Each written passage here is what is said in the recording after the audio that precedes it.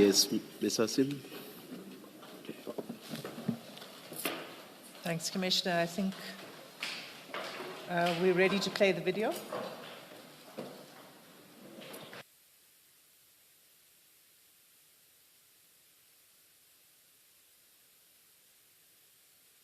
Are ready to take the keys to the college on the 4th. So by Monday, if we haven't received anything, we close. We'll rather send members that are short, and that process of the non-performance by the service provider, that process I already directed that it must start. So Yes, General. Thank you, Commissioners. My files have just developed some legs. Maybe they're still coming. My files. Yeah, but I've taken note of the clip. I also listened to it, but I will request that it be played, and then where there is that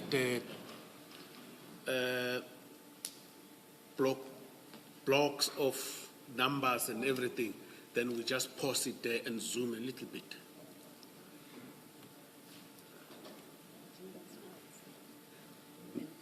Who took General Senona's files?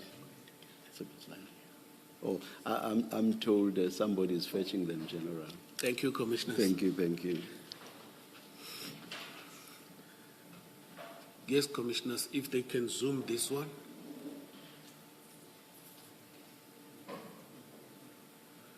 I'm not sure if the Commissioners are able to see. Yes, we do have it in front of us, General.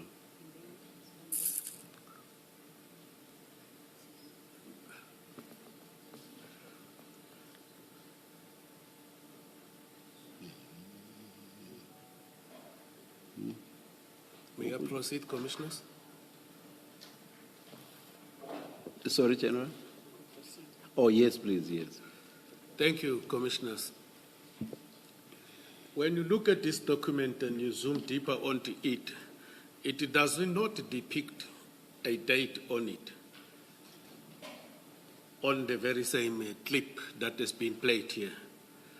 One would realize that this is a recording of a laptop screen. You can see on the what you call. What is significant to note, Commissioners, is that this is a virtual meeting. When you look there on the top, what is it called, toolbar or what? And also, it is unknown whose meeting is this. For example, whether is it the SAPS meeting that is convened by SAPS, or whether this meeting is convened by service provider. And it does not speak about termination, Commissioners. It speaks about non-performance. It is difficult to confirm what is this meeting really about from the beginning until to the end, because this clip is very short. Commissioners, attendees of these meetings are indicated there on top. If you see on the far left on top, there is initials LN. We don't know who is that. But number 2, I'm going to jump it now. I'll come back to it. It's TE, MG, GS, and so on. But number 2, Commissioners, if you zoom it correctly, you'll see that that number 2 from the LN, it is a logo of Medicare 24.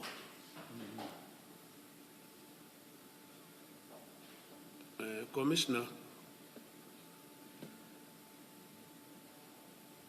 I went and zoomed it properly and checked.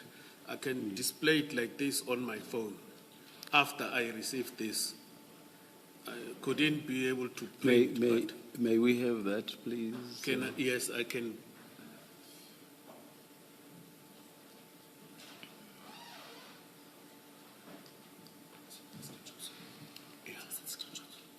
Let me screenshot.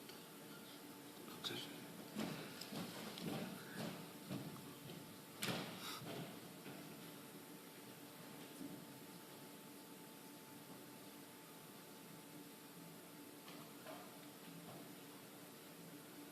Is it only the 24 showing on there, or is it, I don't think it's the whole thing, not what's above, but what's within the circle? There is the circle and everything, Commissioner, if you zoom it. If he can bring the phone, I'll open something to show the Commissioner. Okay. I think I've seen everything you may explain. Yeah, I think I will follow when you explain. Yes. Thank you, Commissioners. Thank you, thank you. Now, I'm sorry. I'm sorry. Have you seen it, Ms. Mafisa, or would you also want to see it?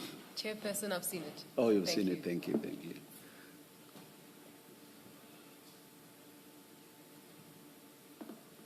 Thank you, thank you. thank you, Commissioners. Yes, General. Actually, attendees of the meeting, it is the others are shown by initials. We don't know exactly who is who, and as well as the convener. When you look at the number 2, that where there is 24, you look at those lines, that circle like this, it depicts exactly the logo of what I've just presented before the commissioners. Commissioners, when you look at it, there is no SAPS logo on it. Now, what I want to say, Commissioners, is that I was lambasted that I have received this document that was an internal police meeting that I knew and then I should have done something about it. I think one of the commissioners, as well as the evidence leader, emphasized vigorously that there was a police logo on this, on I think it's Tuesday, if my memory serves me well. And for me, without analyzing properly, this is extremely misleading because there is no indication that this is an internal SAPS meeting. Commissioner, to conclude this, you can see that Medicare 24 was a participant here. What we can't determine is who was the convener of this meeting. And a picture was painted in that General Senona received a sensitive police information from Mr. Matlala and decided to do nothing about it. And this information is about the termination of the Medicare contract, as well as that it has a police logo on it. And when we went after we've received it, by the way, it's one of the things that we were able to open through the assistance of the commissioner. And then we went and looked into this. It leaves much to be desired for in relations of the evidence. Sometimes when it is presented before the commission against people, it has a serious negative impact. So I'm very much thankful to be given this opportunity to go and look at this document so that whatever I'm seeing there, I must come and advise the commissioners. This is what I'm seeing, this is what it is there. And we don't even know who is talking on that platform because there's a voice of a human being that is talking on these recordings. I submit. Thank you for that, and thank you for the observations, General. But one thing I wish to comment on is that unless you point to something specific, there is no basis for then saying the evidence that's being laid before this commission leaves too much to be desired. So, yes, you've made your point with regard to the video, but there is no basis for you to be general about your observations. Thank you. Thank you, Thank Commissioner. you, I apologize for that. Thank you, thank you. Thank you, Commissioner. Ms. Hasim, do you wish to say anything? Ms. Mafisa, do you wish to say anything? I'm sorry. No, I'm I think okay. he has made, the General has made the point. Yes, I'm okay. Thank you, Commissioners. Thank you, Ms. Mafisa. Yes. General, I just want to check with you. Did you get witness access statement? Was it given to you? I believe so. Yes, because the point you are raising, it's paragraph 33 of Witness X statement. And all that is said there, I'm going to read it for you.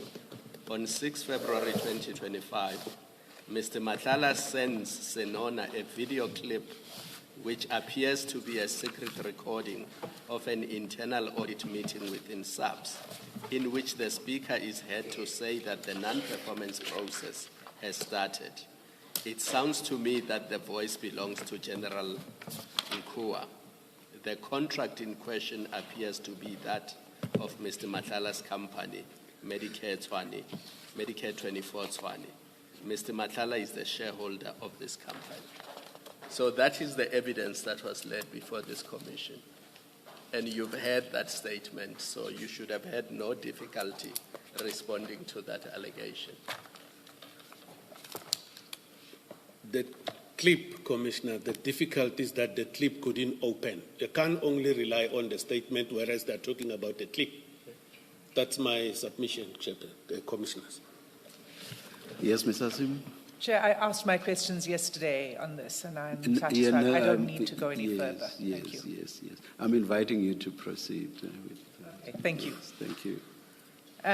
Thank you, General. Can we, I think now what we'll do is use file 2 of 3. That's the file we'll make reference to.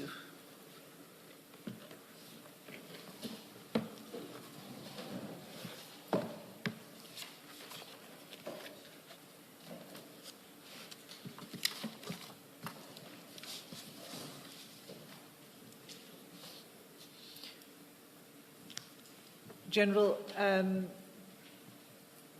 I just have a few questions for you, and they relate to your evidence in your statement regarding the Port Shepstone drug bust. So this next series of questions relates to that issue. You spoke on the first day, on your first day that you were here, about other, in fact, you listed a number of successful drug busts in KZN. Did I get that right? In my opening statement, Commissioners, I did highlight the value and the kilograms of the seizures of drugs that were seized in KwaZulu-Natal. You list your successes. I think you called it successes. Correct, Commissioner. Yes. Okay, so you've have experience in conducting those kind of operations of seizure of large amounts of illicit drugs. Is that correct? Correct, Commissioners. And you would be familiar then with the protocols and instructions that govern that procedure. I know, if not all, of the protocol and the procedures.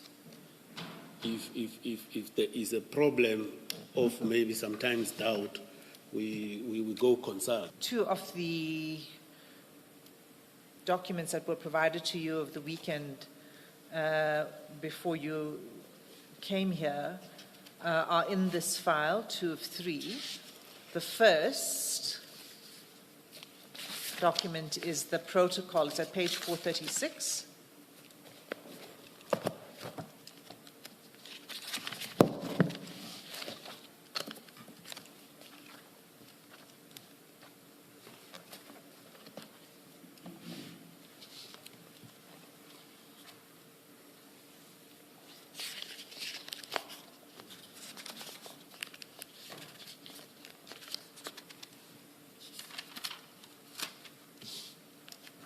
You see that? I am It's on page 436, Commissioners. That's a protocol on the search, seizure, handling, processing, and disposition of illicit drugs. Are you familiar with this document? I've read this document after I've received it from the Commission, and over and above that, some of the portions of it, I recall them, that this is one of the procedures that needs to be followed. But I see it was signed in 2016. I might not be aware when have I seen it, other than seeing it again now recently with the Commission. So, but in terms of us seizing the drugs and everything, we know basically what needs to happen, Commissioners. Are you saying that this was the first time you've seen it when the Commission provided it to you? I've never said that. I'm saying I might have seen it, but I don't remember. I said it was signed in 2016. And I saw it to read it when it was provided by me, by the Commission. Not that I've never seen it before. I may have seen it. You may have seen it before. Yes. You just don't recall. Okay. Yes, Commissioners. All right. So you read it when it was provided to you by the Commission. Correct, Commissioners. Okay. And then the second document is at 446, and that, if you'll go there. You say page? 446.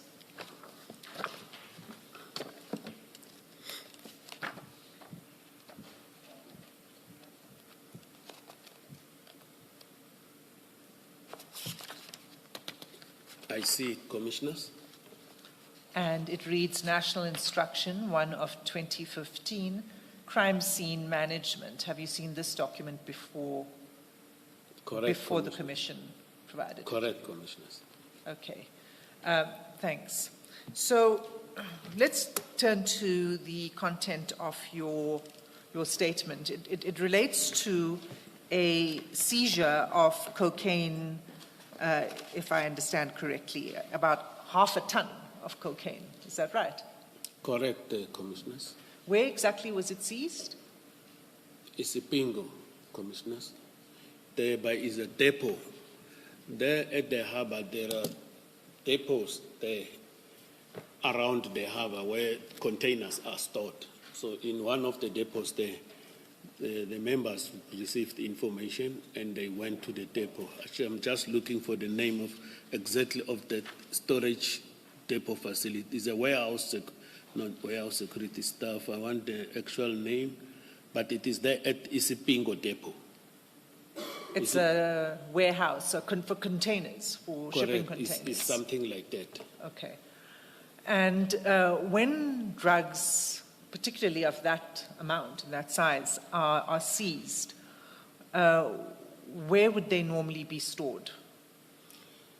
As I've indicated in my evidence on Tuesday, Commissioners, when we seize these drugs, normally they are supposed to be stored either at the police station, but from there they must be taken to the forensic science laboratory. I'm glad you reminded me of that. If we could just turn back to that protocol I showed you, just to refresh your memory.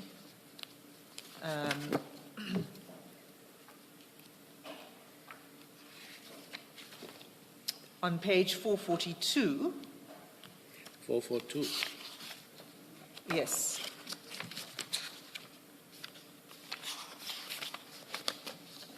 I am there, Commissioners. I think what you're referring to is paragraph 5.8, submission of illicit drugs for forensic analysis. Is that right?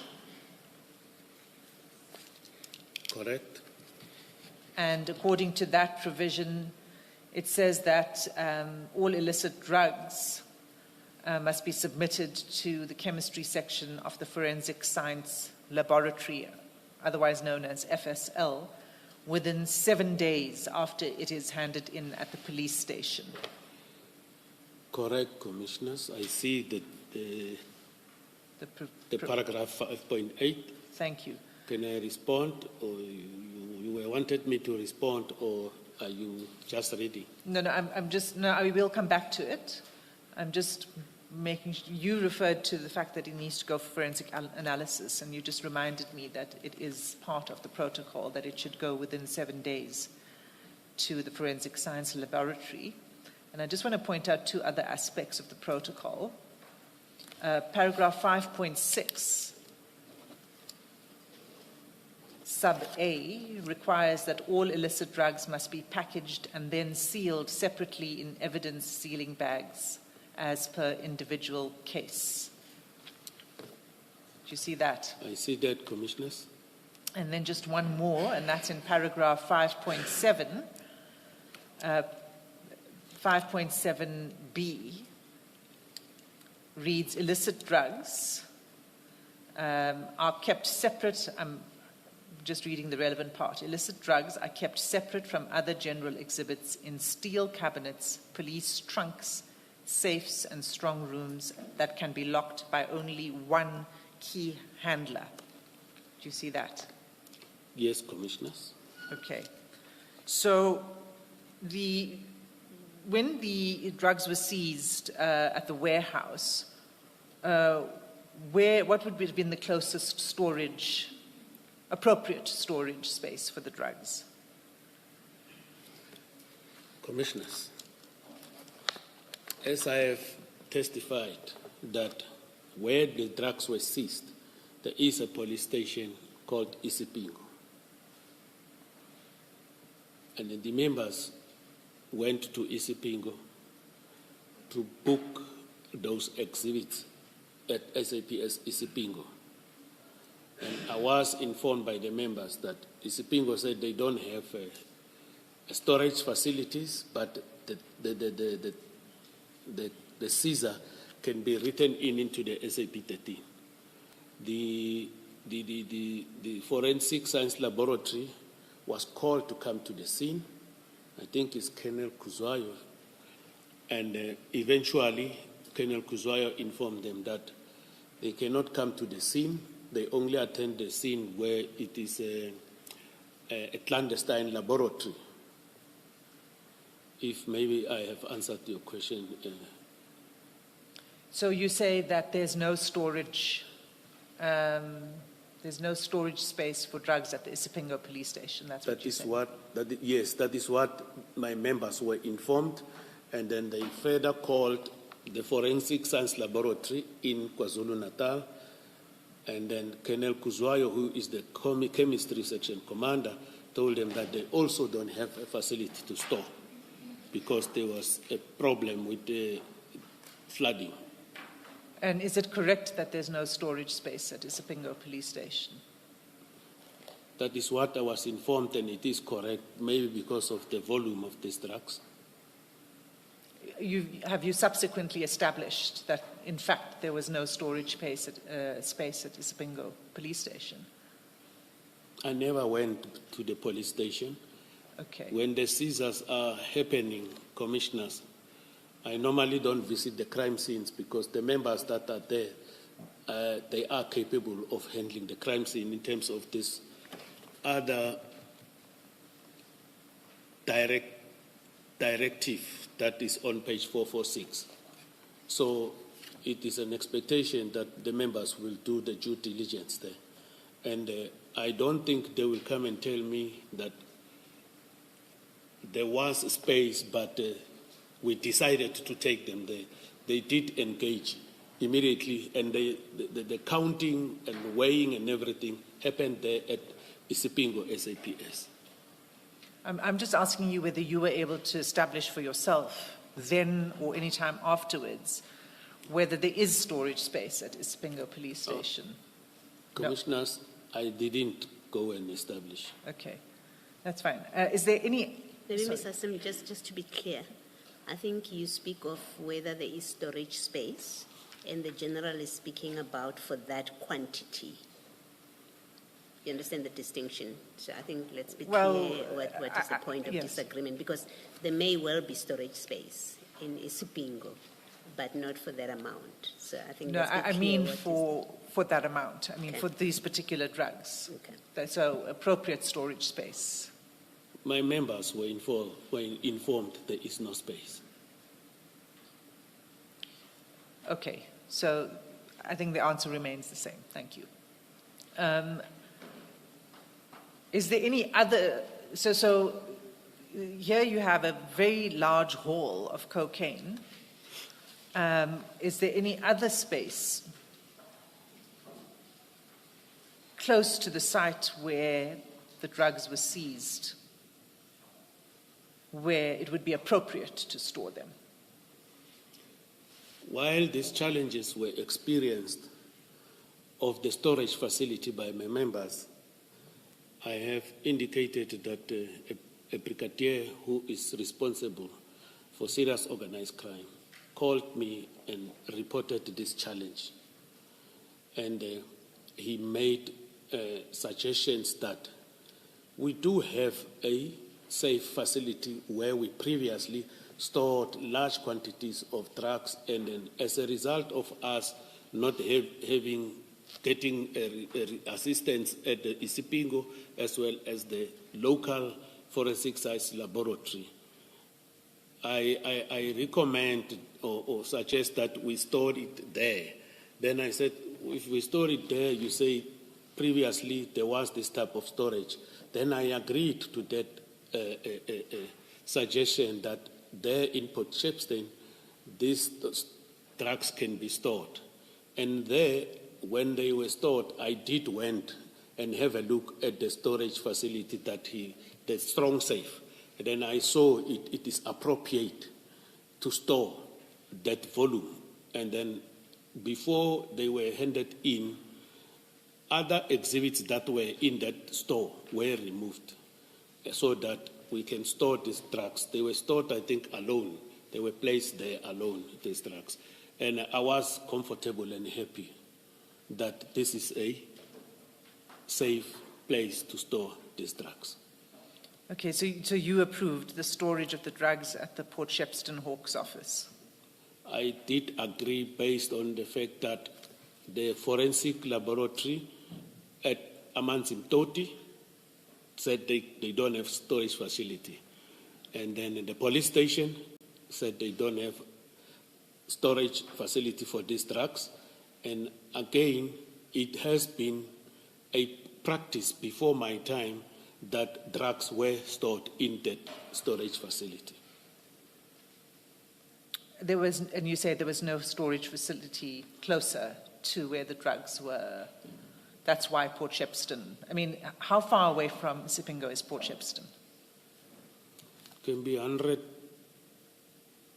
kilos plus. I must just get my calculation, but 100 kilos plus, unless the commissioner wants to assist me. No, I wanted to. It's just over 100, I think.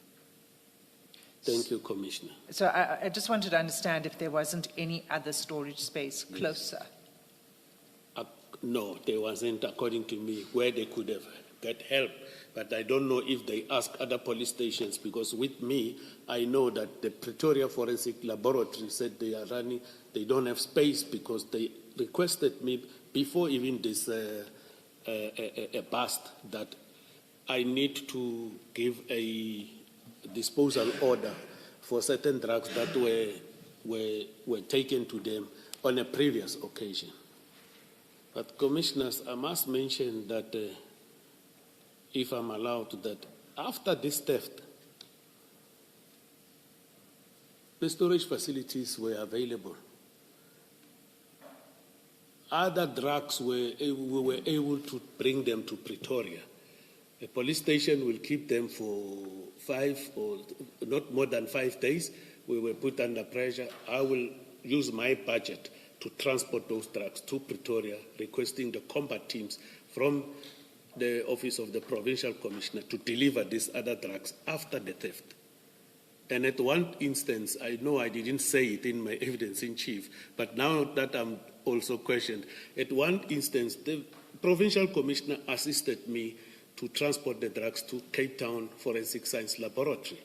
So in KwaZulu-Natal, it is a problem. Okay, so you're saying there wasn't anything closer? There was no other police station closer? That's what you're saying? That's why Port Shepstone was there are other police stations closer, but... I mean, with appropriate storage space, obviously. Commissioners, what I was advised of, and then I went and have a look, I was comfortable, and then indeed, previously, the safes, that facility was utilized as a storage facility for drugs. It is an unfortunate situation, Commissioners. This time, under my watch, these ones were stolen. So I'm interested in why you say it was safe, because were there other break-ins before this at the Port Shepstone office?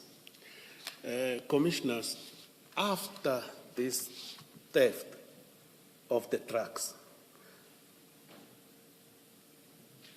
it came to my attention that there was a breakings there in relation to people, these street people, hobos, I'm sorry to say so, but it's for lack of a better word. Homeless. Come again, sir? Homeless people. Homeless. Yeah, thank you very much. Homeless persons. It's like the disability persons with disability. They put it somewhere. So, but thank you for assistance. Those homeless persons, they will come and break after the effect, and then I realized that they were stealing in the offices laptops of members, and then they were arrested, and those laptops were recovered. The suspects were arrested, and other breakings. It's also the homeless people. You'll see when I read the reports, it was after the effect when it came to my attention.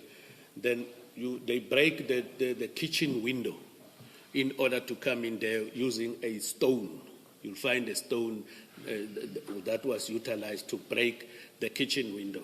And these break-ins were discovered by members upon them when they do the visit after hours, sometimes in the morning when they report for duty. Those are there are several incidents that were brought under my attention after the theft. But should I knew this before, maybe my decision to agree would have been otherwise. When did the theft take place? Which one?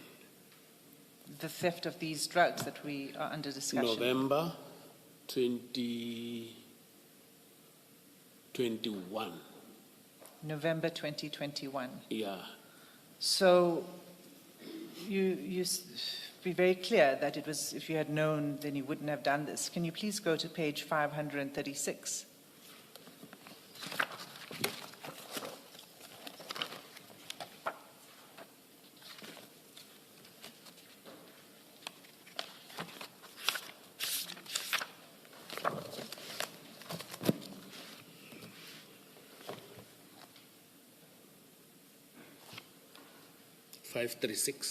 Yes. Thank you. So do you recognize this document? Yes, Commissioners, I do recognize this document. Can you go to the second page of the document, the last page? 537. 537, yes. Thank you, Commissioners. And what is the date of the document? 2020-01-22. January 22, January 2020. 2020. Correct, Commissioners. Okay, so almost 2 years, well, a year and 8 to 9 months before the theft took place, right? Okay, Commissioners.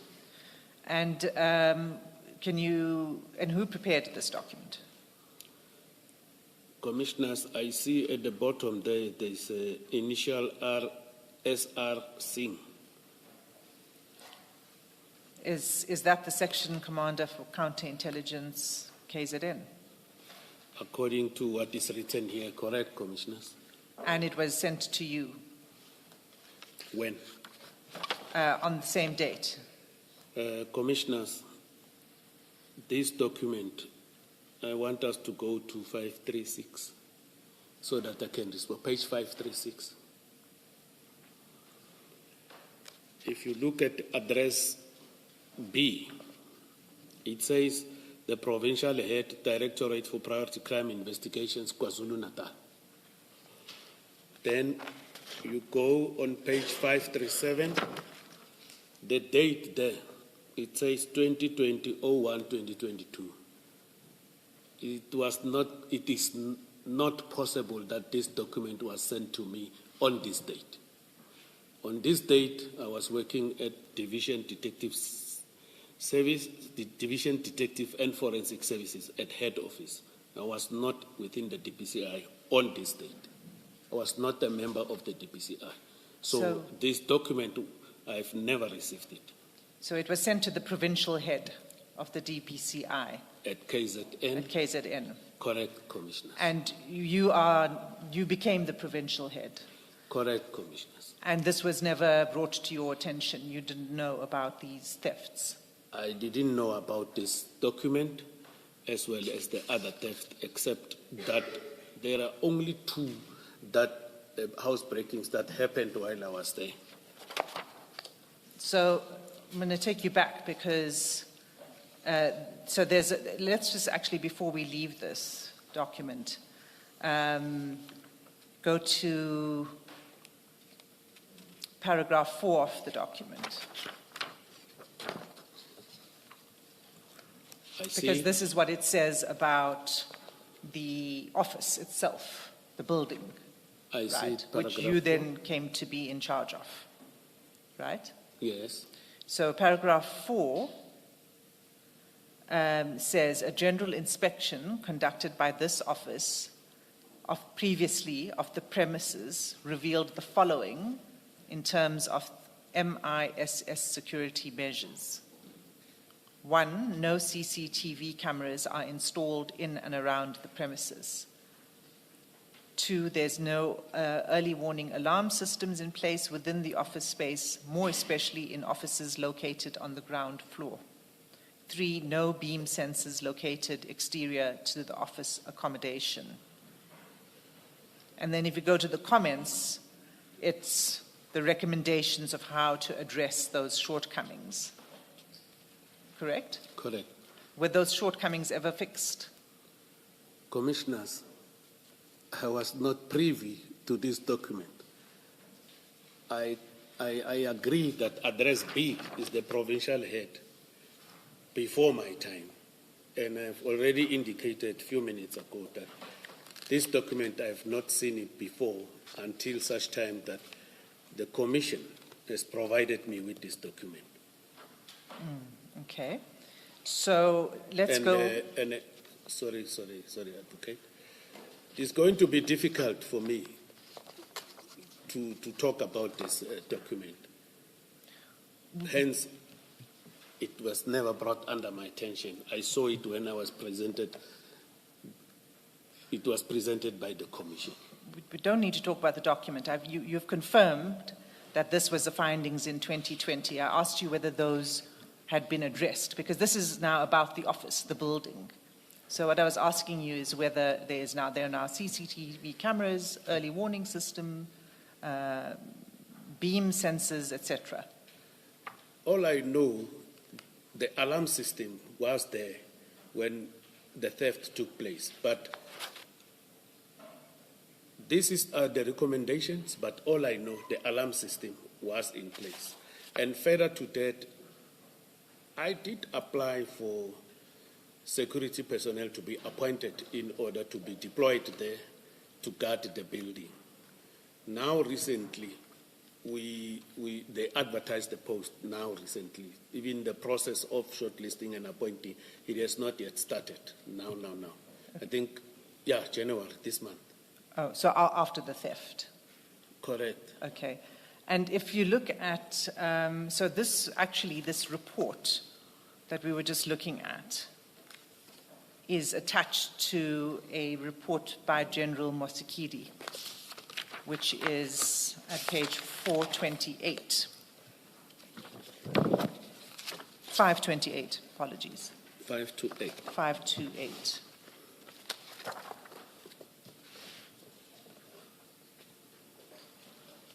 I see that. And if you see paragraph 1 says the purpose of this information note is to appraise the national head on the feedback regarding the housebreaking and theft of 541 kg cocaine from Serious Organized Crime Unit officers at number 2 Princess Elizabeth Drive in Port Shepstone. That's the Port Shepstone Hawks office, correct? Correct? Okay. And General Mosekedi says about the thefts, if I can just find the right paragraph. Yes, about the security aspect. It's page 533. 533. Yes.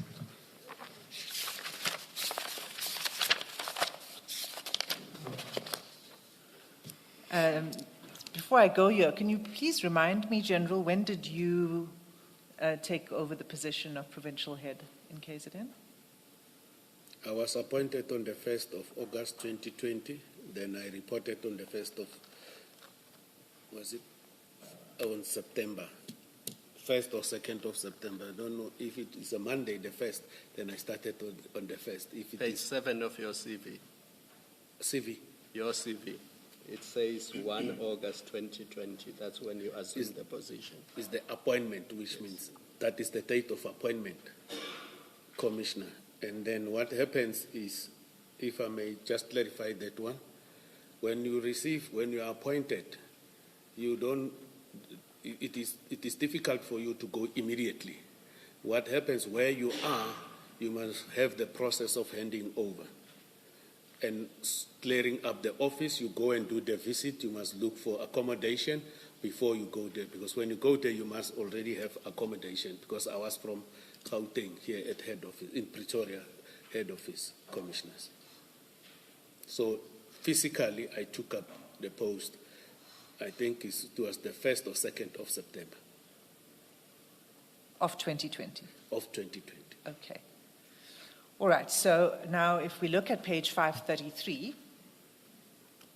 under paragraph 4,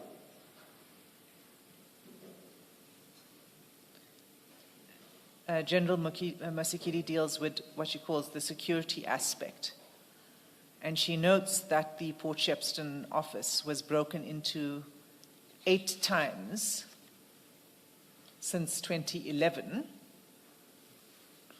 But if you look at the last 3 instances, they were 15 January 2021, 11 October 2021, and then, of course, the 8th November 2021. So those 3 were while you were the provincial head, correct? No, incorrect. Commissioners, I'm saying it is incorrect. It is correct with the last 2, not the last 3. Sorry, I thought you said 20 pardon? September 2020. Sorry, I beg your pardon. I think I missed to see here. Yeah, January. Yeah. Yes, commissioners. Yeah, correct. Correct. It's the last 3, correct? Yeah. Yes. So that's what I'm saying. These last 3 took place when you were the provincial head. Yes.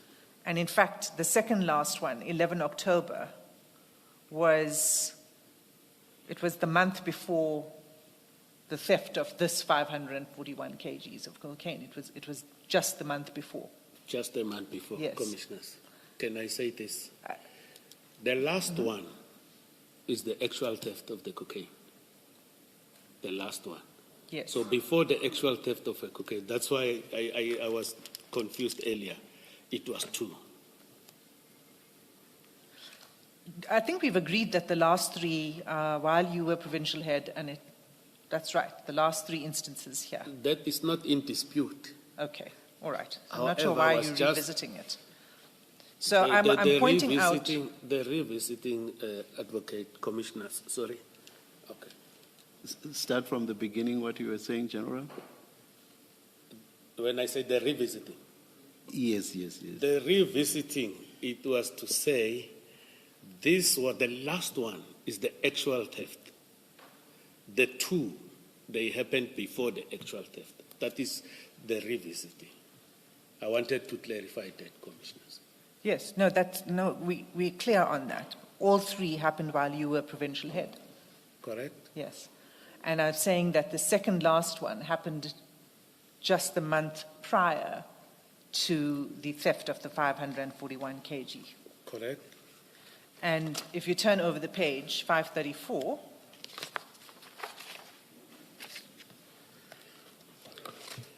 at paragraph 4.4, General Mosikidi says, based on this glaring security breaches, it is not clear what motivated the provincial management to consider the Port Shepstone as a safe place to store drugs of such high value. What is your comment on that? Although I've seen this document when I was presented with the files by the Commission, I'm saying, Commissioners, these breakings,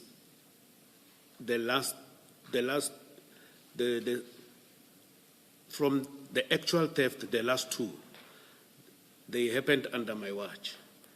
And these top ones, all of them, they didn't happen under my watch.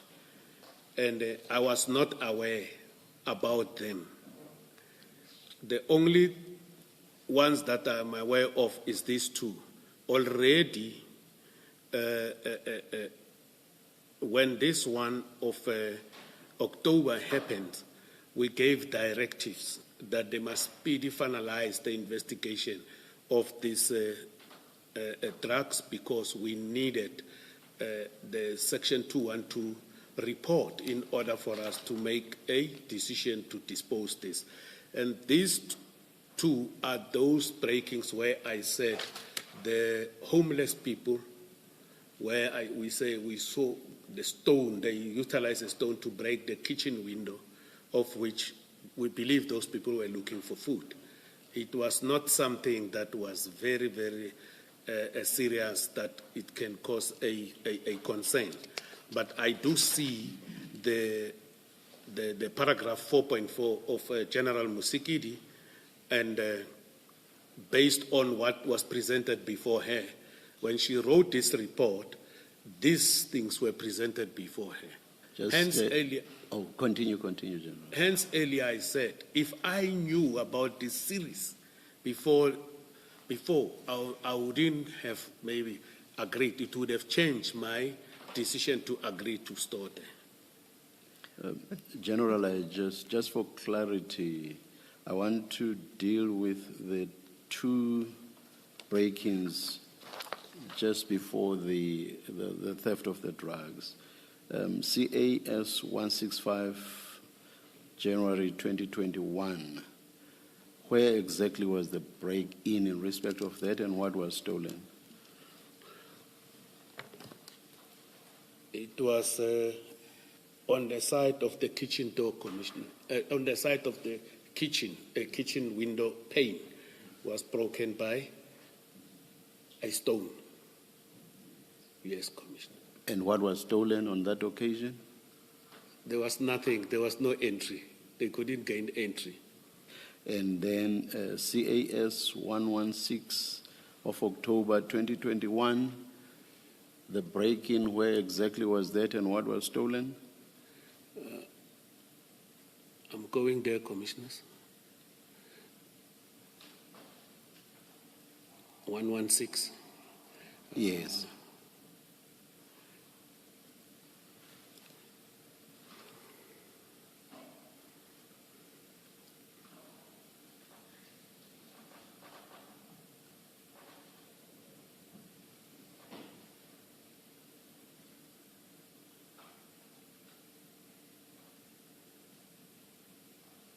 Commissioners, they couldn't gain entry. It was also the same modus operandi. The window pane was broken by a stone. And then when was the break-in that resulted in the theft of, did you say laptops? Please just remind me, you did say when that was. Yes. I thought perhaps that was one of these two. It's not one of these two, Okay. Commissioners. When was that one? It's the ones before me. I can't exactly, I'm unable to tell the Commissioner now. Right. this is this, until if I can be given opportunity to No, request a report. I have the clarity I need. Thank you very much, General. Thank you, Yes, Ms. Commissioner. Hassim. Thank you. So you were aware of the thefts from before your time? Which ones now? I know about this too. I became aware. Sorry, the of- laptop theft, when did that happen? Commissioners, I indicated I knew about this after the fact. These others. Oh, I see. The Yeah. laptop theft you discovered after the fact. I was informed about them after the fact. So, Sorry, Ms. Hassim. And the thefts were from offices, you Yeah. said. If I remember very well, I think they broke windows. They were breaking windows, and then the battlers, then they will break those things, go into the office, steal a laptop, go. According to what was. When I refer to the office, I'm trying to make a distinction between the safe or strong room and offices. So were the thefts from offices or from the strong room? From offices, Commissioner, not the storeroom. Yes, Ms. Hassim. thank you, Chair. So I just want to ask the following, based on what had been recommended by the earlier report we were looking at.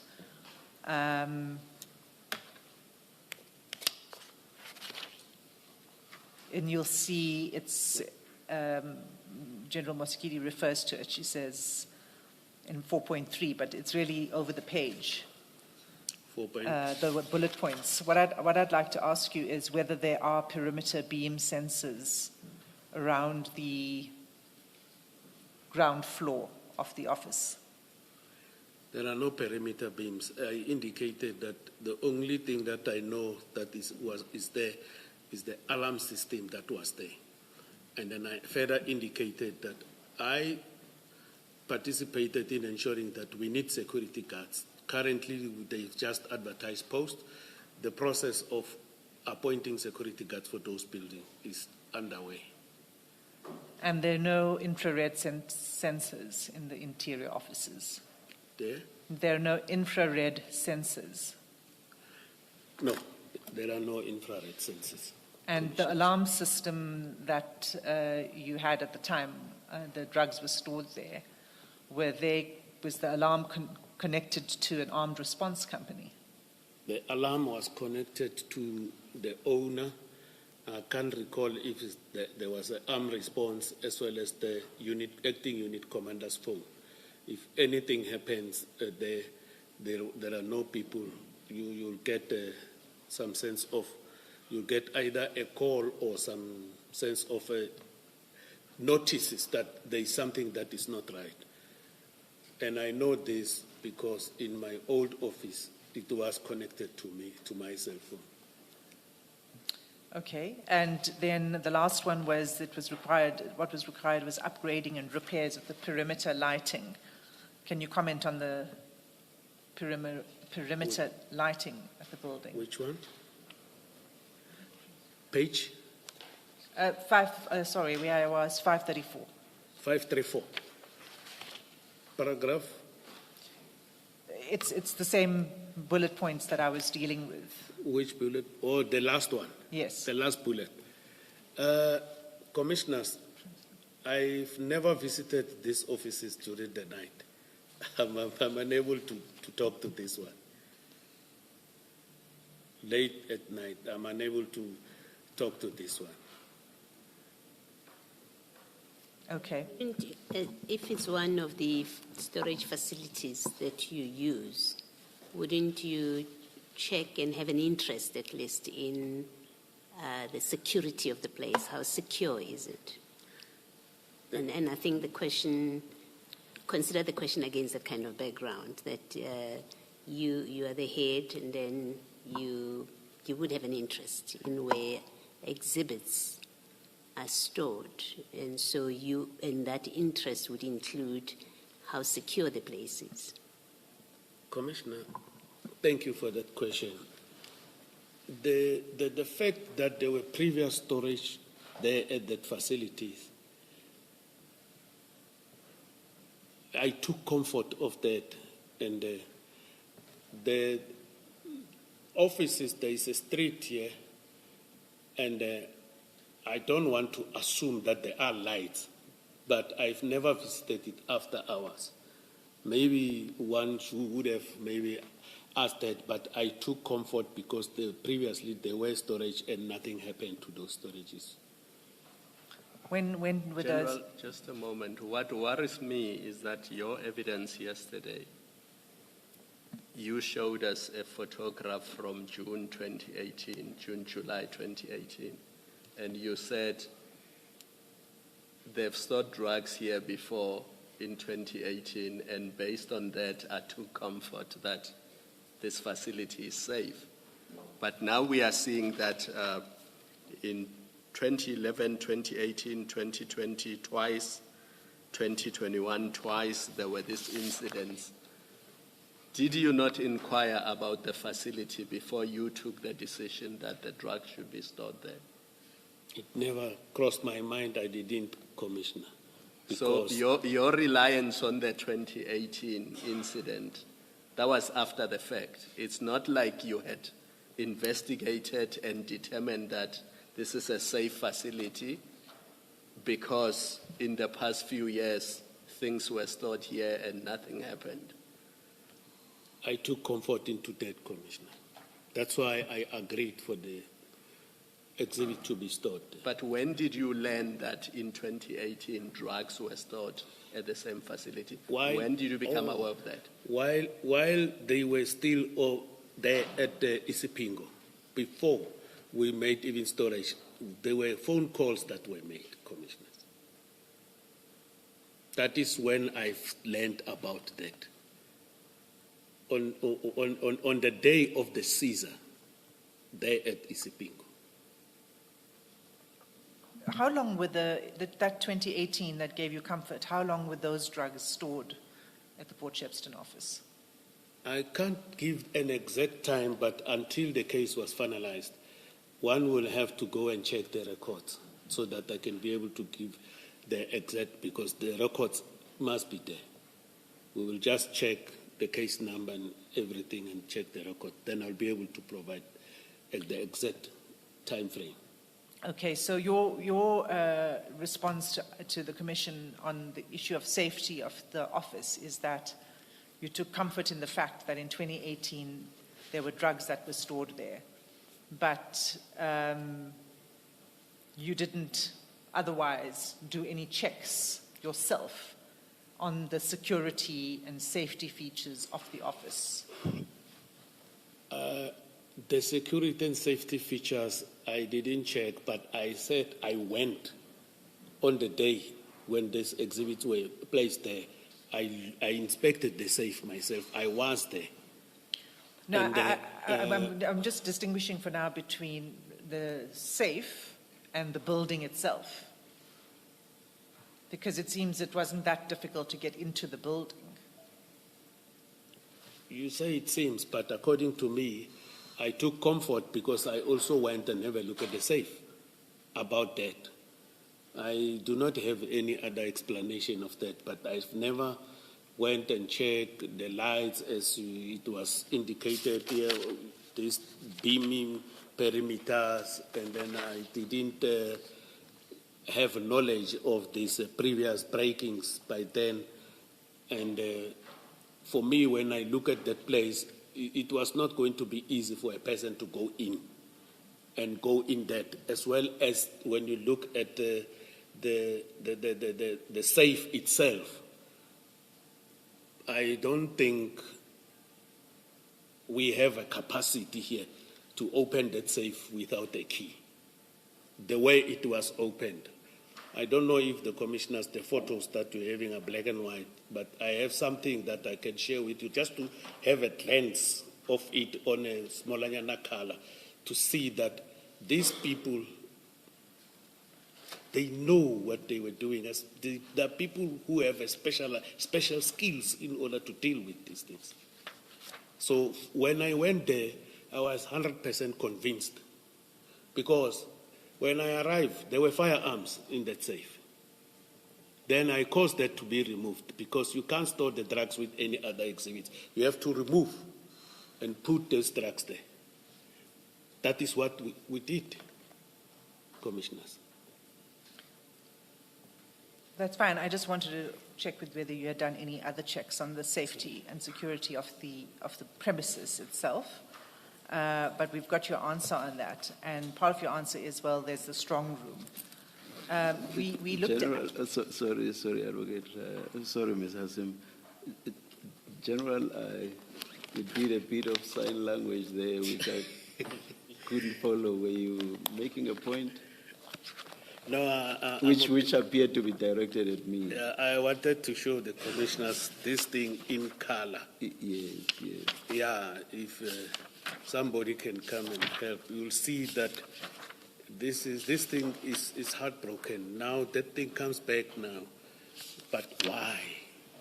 Why me? Or just You must just page up like this and show them. That pain comes back, commissioners. Even the day I leave the police, the pain will never go away.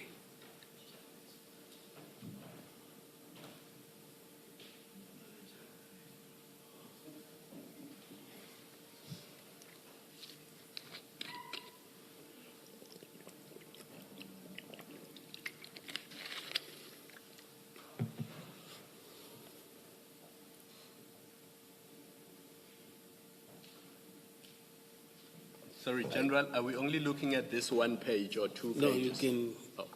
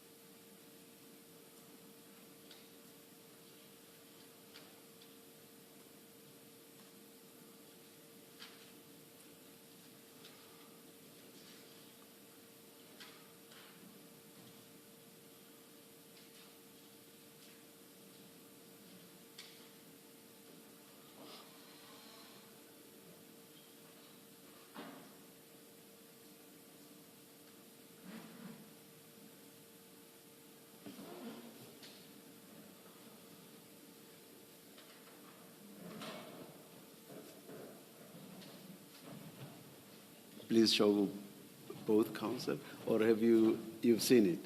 Thank you.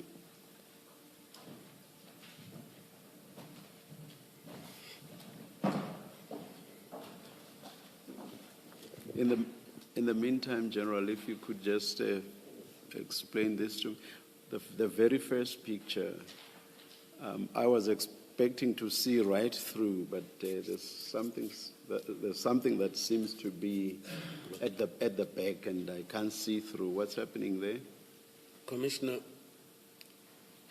what happens, they cut the external part, and then inside the door, inside there is a sort of a panel, and then where they cut like this, what can read, they put an hand, because these people knows inside that hole, and there are this mechanism inside also, there. once you've cut the outer part, Yeah, and then there's what appears to be hollow in the middle, Yes, between what I say is at the back yes, and the front that has been cut. correct. So in there, there's something that you can manipulate and then open the door.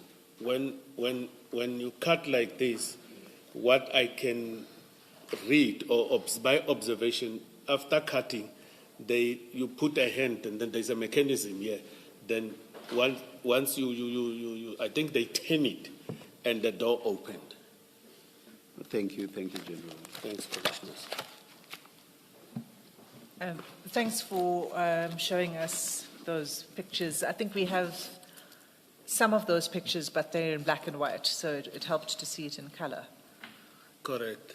Now, what is obvious from those pictures is that it would have taken a very serious instrument to grind into the door and cut into that metal in order to open it the way it eventually was opened.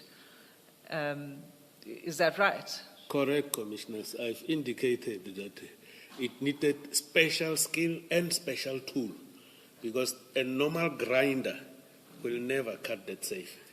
And there are 2 strong rooms. There are 2, yes. And the people who did this knew which strong room to go to, They only broke this one. the and one they with the took drugs. yeah. And how long would it have taken to complete that exercise, of cutting through the metal? I don't know, but it would have taken them some time because it was over a weekend. Because the theft was reported to me, I think it was Monday. It was over a weekend. So I can't tell you the exact time frame, how long will it take for people to do that, take the drugs out and do that.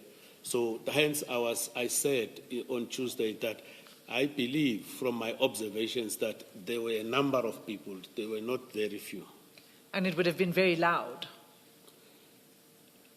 I don't know because of the instrument. If they use the normal grinders that we know, it will make noise, of course. If you just know if your neighbor is building something and they use a grinder, it creates a noise. And this would require something even more than usual. It's possible. It's possible. Okay. So they did go straight to the strong room where the drugs were kept. According to my observation, after they went in, as I explained on Tuesday, they cut this one and they found the drugs. But that was also a worrying factor. Why they never cut the other one? We don't know what was in their mind, however, but I believe somebody might have sold us from within. Might have given them the layout, because if you don't know that place, you'll never know there are walking safe. So, okay, I think that's fine. I just want to ask you one other thing a couple of other things about this. I read a part of the protocol that there should be one key handler. And as I understand, you took possession of the key to the safe. Correct, Commissioners. And in General Mosekidi's report, at page 530, just lost it, page 530,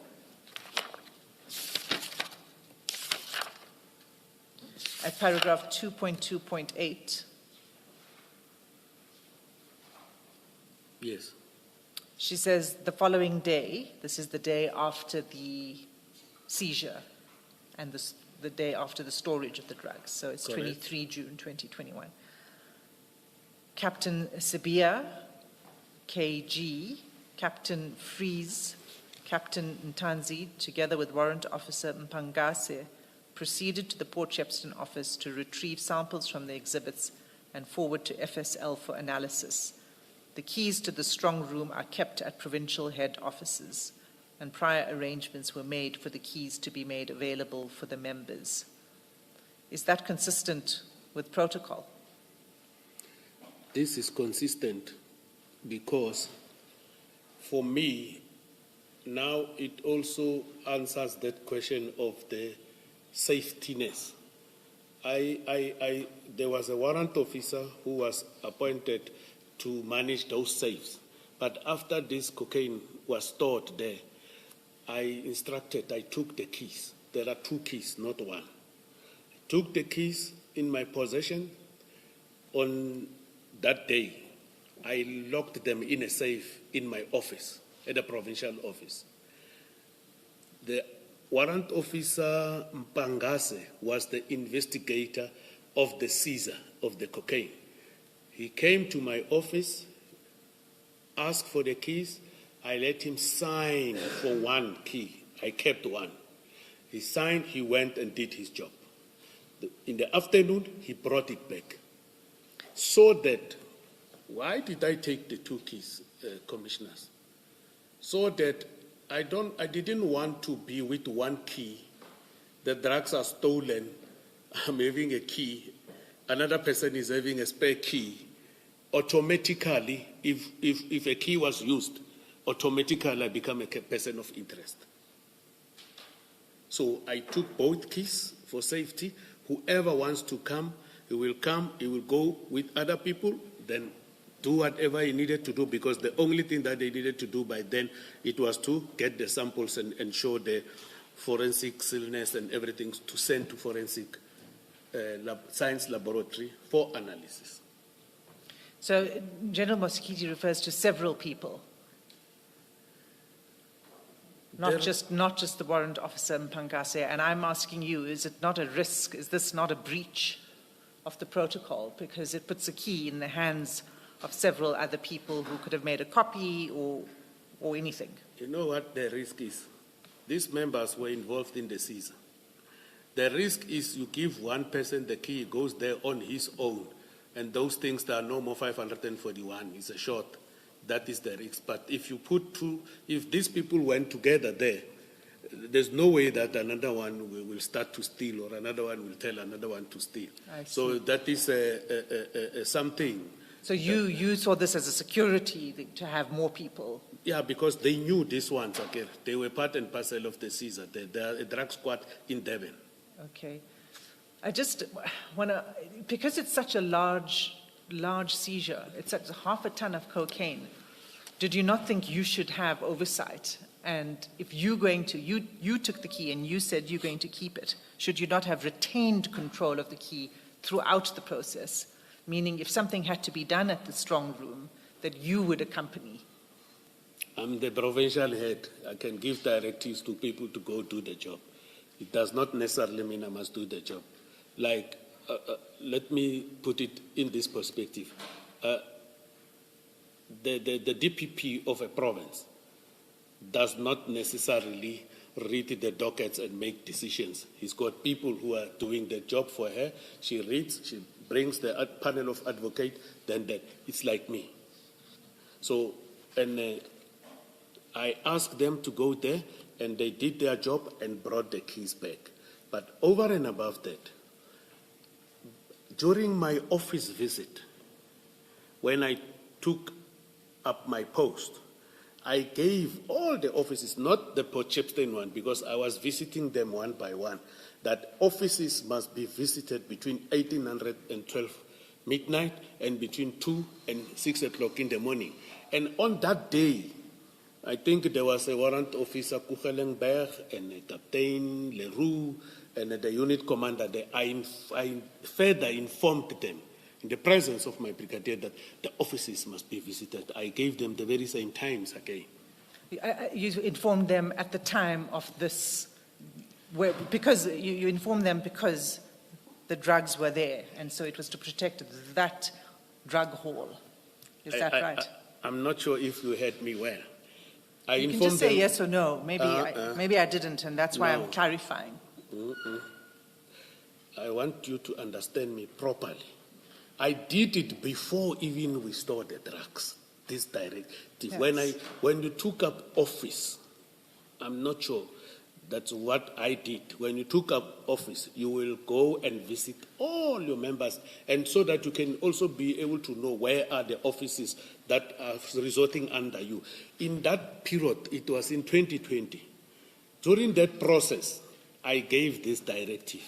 I understand that. I'm asking... Can I finish? Yes, please do. Please, Commissioners. Then, on the day of the storage, I repeated it again. I told them, I think if you look at there is a statement there of Colonel Prinsloo, he will say so. That is, I'm trying to respond to the issues of this paragraph 2.2.8, that further than this, I informed the people to do their visits. So there are affidavits here, and there are several affidavits that contradict that. Can I take you to page 557?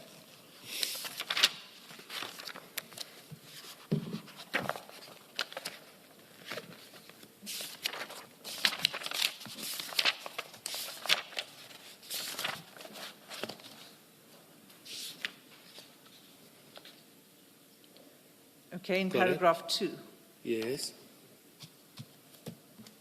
At no stage before and or after the housebreaking that occurred between 5 November 21, 8 November 21 at the Port Shepstone DPCI offices? Was I ever given any written or verbal instruction by any officer to visit our offices after hours or on weekends to make sure that everything was in order at the office? And it goes on. And then it says the times that I did visit the office was on my own initiative because of the previous breakings we had our offices. However, I do recall that our previous acting commander, Lieutenant Colonel J.J.P. Prinsloo, did ask the office personnel to visit the office when they are in the area without giving any specific reason. This is from a detective warrant officer. What's your response to that? You said it's contradictory, but the answer is there, you read it. On the same paragraph, there is an answer there.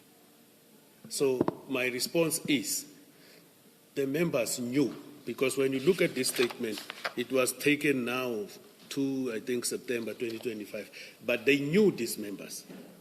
No, it doesn't say that. It says, at no stage, before or after the housebreaking that occurred between 5 November 2021 and 8 November 21 at the Port Shepstone DPCI offices, was I ever given any written or verbal instruction by any officer to visit our offices after hours or on weekends to make sure that everything was in order at the office. And this is important because you said that at the time you gave this instruction, and I'm saying this officer says something different. I don't know why he said something different, commissioners, but I did give this directive. You look at, we provided a statement to the evidence leader of Colonel Prinsloo. I don't know if it was shared with the commissioners. If it was shared, I want to invite the commissioners. We go, it's a page that we gave, pages. I'm not sure if it was annex chart here, but Ms. Mafisa, was it shared with us? Chair. Yes, Chair.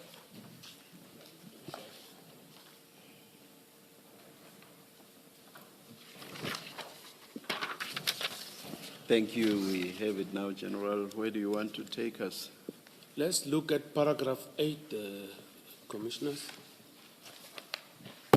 And this is a statement by Lieutenant Colonel Prinsloo. Jacobus Jeremiah Pietrus Prinsloo. Yes, paragraph 8. From the bottom of that paragraph, we'll read 1, 2, 3, 4, 5. You'll see it starts with General Senona. There at the end, towards the end of the 5th line from the bottom. Oh, yes. I see Paragraph it. 8. Para 8, line 1, 2, 3, 4. And this affidavit, commissioners, it was signed on the 25th of 11, 2021. This affidavit by Colonel Prinsloo. Can I read where I wanted to take the commissioners? It says, General Senona requested us to have regular visit to the office after hours. The members then left and Warrant Officer van der Berg secured back the security door by the kitchen with a chain and padlock. This one I forgot I forgot about it because it's not me. You can see that an additional security feature was done, that a chain and a padlock were also procured so that they can lock at the door at the kitchen at the back, because that is why these homeless people, they were breaking that window. They couldn't come in there because it was locked from inside with a chain. So you will never be able to open it from the outside. So this issue of contrary, I think we need to also, if there was ample time, commissioners, to go and have a look at the statements of these members by then, the initial statement, because these are additional statements that the advocate is talking about. Maybe they will give us a clear perspective, but this is the boss of the office that I gave this directive to, and the expectation was that in the parade, police, when they report on duty, they come to a room, they parade the detectives, and then they talk, they discuss their daily issues and so forth. There and there, I think there was a statement that I read that says, during parades, Lieutenant Colonel Prinsloo informed us to visit the office after hours. It's just that I'm looking for that one. I'm unable to trace it here on the bundle of documents. Thank you, Commissioners. Was it a request or was it an instruction? You know, in the police, when he wrote like this, it is an instruction. In the police, we don't normally, the language of the police language is not a request, it's an instruction. And so would there be a log, an occurrence book, or some sort of entry to show that between these hours, which officer patrolled the area, did a site inspection and a site visit every single day between what hours? There should be, because the instruction was that OB entry must be done to that effect, to the effect of the visit. So have you seen such entries? Look, the criminal investigators, they took a lot of stuff. The only thing that I was having after the break-in is only these copies that I did for me. But further than that, I don't know. Okay, so did you check at the time, did you check that these inspections were taking place? I didn't have opportunity to go and check, Commissioners. My heart was bleeding that who did this. My wish was that we need to arrest these people and recover this cocaine. That I didn't check. But my focus, the priority by then, was to try and identify and arrest these perpetrators. I accept that, but would it not be important for you to do that check? Because you had such, what's the street value of the cocaine that was stored? 541. The street value. 541. 200 million. It was over 200 million. No, 200. It was exactly 200 million. That's what we were informed, Commissioners. So you had 200 million rand worth of cocaine stored in the offices. I'm asking whether do you not think it was appropriate for you to ensure that there was greater security around the offices, including by checking that visits were being made by officers? Commissioners, I believe the actions that I've taken, they were sufficient enough to ensure that those exhibits were secured. The issue of the padlock, the issue of giving instructions of the visits, the issue of the walk-in safe, the strong room, the issue of taking the keys that not two people must be able to have the keys. I believe I did what was necessary. I know the advocate is asking me, was it not necessary for you to go and check? But I believe it was necessary. Because, and I believe the members were doing the due diligence. So let me understand this. This theft happened over a weekend, either on a Saturday or a Sunday, Correct. The 6th or the 7th of November. And I see from your statement that some police officers would go to that office from time to time. But there was nobody stationed there permanently. Correct. Yeah. There was nobody stationed there permanently, Commissioners. You will realize that on that weekend, members went to the offices. Yeah, but he only went there to pick up something and he smelled something. He thought it was load shedding. And he then left. also the unit commander went to visit the office, Commissioners. Even previously, when I asked in terms of the guards, there were no guards that were posted there permanently. And I think in the statement of Colonel Prinsloo, you'll see, let me check that paragraph, where he said he also requested the K9 to patrol the area of the surrounding, the K9 of that area, Commissioners. I mean, I'm no expert on policing and how you store your exhibits, but it seems reckless to me that half a ton of cocaine is stored in a remote location there's just a safe there and a padlock, but there's nobody guarding it. Which means if anybody wants to break in at night, they can do so because there's no appropriate security. And they have enough time to even use a grinder to break the safe and go in and steal this cocaine, which is in fact what happened. I'm assuming that's what happened. Let me not say in fact. Commissioners, I believe I did everything in my power to secure the cocaine. And over and above that, mandrakes were stored to the value of 254 million, the value above this one on a previous occasion, as well as hashish compressed dagga. It's a very expensive dagga, that hashish. It's a pity I don't remember how much was the street value of that. So I believe I did the right thing. I did all that I could do to safeguard those exhibits there. But I said after the theft, there is space to store cocaine. There is space to store cocaine. And I don't know before why we were informed there's no space, we can't do this. Now even police stations, but they want you to only leave those things for a week.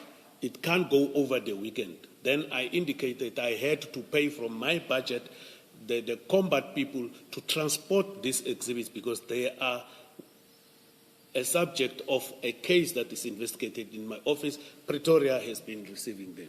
And currently, that is the practice that is being done if we seize drugs, commissioners. General, it seems though that Colonel Prinsloo himself was not happy with the security of that place. I mean, it's his office. He says in this statement that you have given us, at paragraph 10, he says, I was not comfortable with it being stored in my office as the security of my office is not up to standard. So you've got a person who's in the place, who knows the place better than you do, and he tells somebody in this statement that I was actually uncomfortable because the security there was not good. And you from outside head, you say it was a very safe place. Commissioner, the previous unit commander before Prinsloo is a Brigadier Nyuso. I think the 2018 storage, he was the unit commander there. Now, this paragraph, I saw it, but this was never brought under my attention. When I look at it, it seems he told a brigadier here who was there at the office. But even this brigadier never came and advised me, General, there is this 1, 2, 3, we need to do something. If it was brought under my attention, maybe one would have taken additional and necessary steps to deal with the situation. Well, I guess my point really is, yes, you may have taken the steps that you have described, but from Colonel Prinsloo, it seems that that place in the first place was not good enough, secure enough, and so maybe your reliance on history and what you were told by a person who suggested Port Shepstone, as we now know, was shot, because here's Mr. Colonel Prinsloo, who knows that place, says I wasn't happy that these things are here. I agree with you, Commissioner. The only challenge is it was never brought under my attention. I would have taken action. If he says so, I would have asked and say, you say you are not happy, what is your suggestion, what do you think? And then so that we can do any other thing that we can do to ensure that that place is safe. Because after the seizure, I did report this to my supervisor by then. I think I said it on Tuesday. But I see this paragraph. I agree with you, Commissioner. It is an unfortunate situation. It was never brought under my attention. Thank you, Ms. Sesson. Thank you, Commissioner Baloyi. On that point, General, can you look at page 550?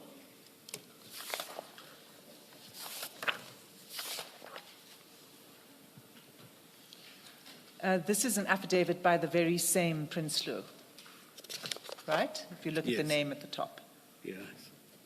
And he, in this affidavit, explains, it's a different affidavit to the one that you've provided us with, but it's by the same person. And he explains, we'll see in paragraph 3, the office was previously fitted with an alarm that was monitored by National Security and Fire. During April, we did an application to the provincial office to be on a month-to-month contract with National Security as we were waiting the procurement process. Paragraph 4, during May, an application was done to upgrade the alarm system. This office was told to get 3 new security companies to tender for the upgrading and monitoring of the alarm system, which was done and submitted via our provincial office for approval. To date, this was never approved.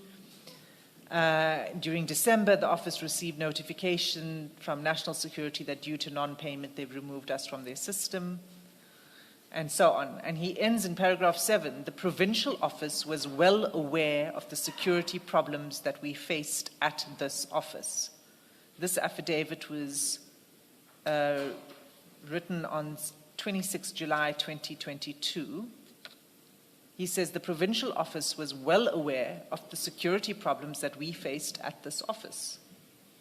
That goes to the point that you just made. Yes. You know, if he says he reported this to the provincial office, as I've unpacked how the DPCI offices are, I am of the view that when he say he reported this to the provincial office, it never came to my attention. I believe he might have sent it to the supply chain management because the procurement and everything of these things is dealt with by our supply chain management.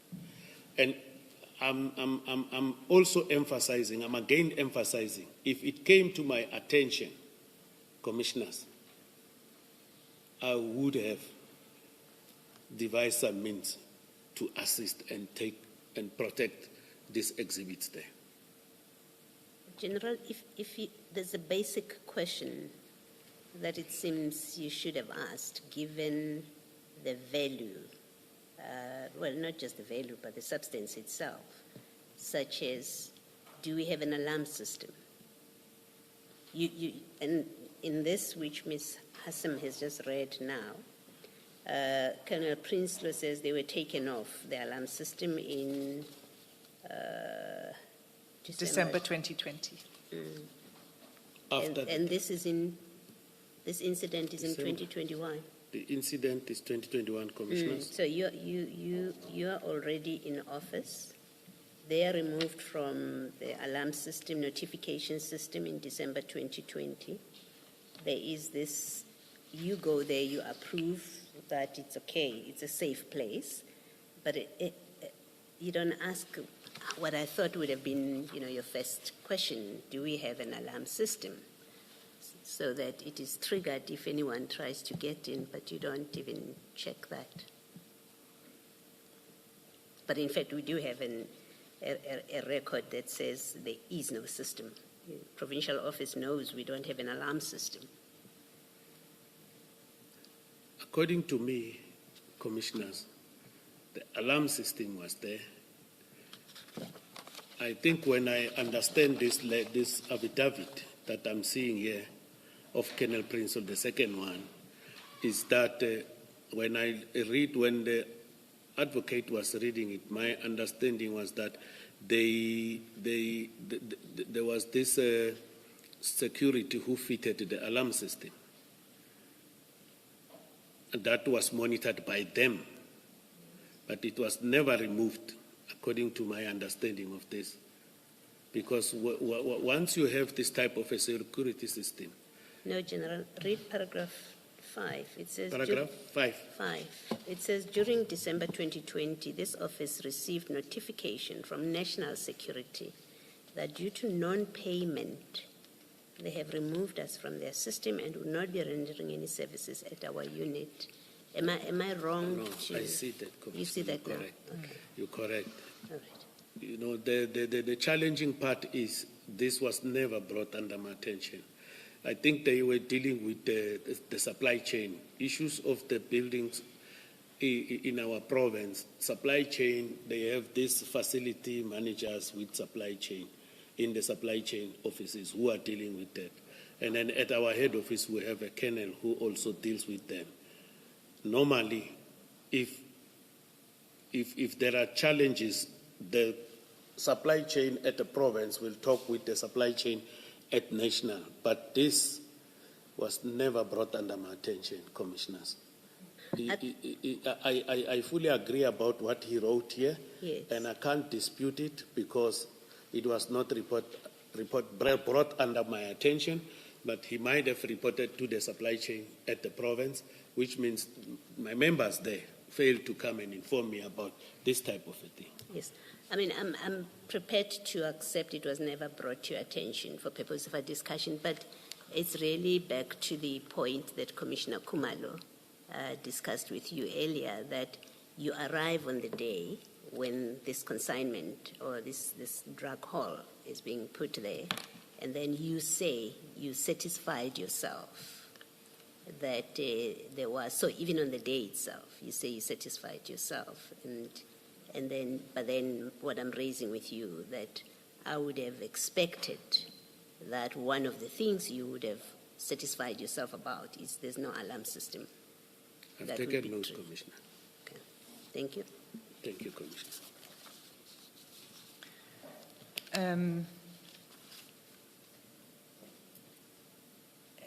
I must also bring to your attention, General, that in addition to the affidavit I referred you to on page 557, if you can just go to page 559.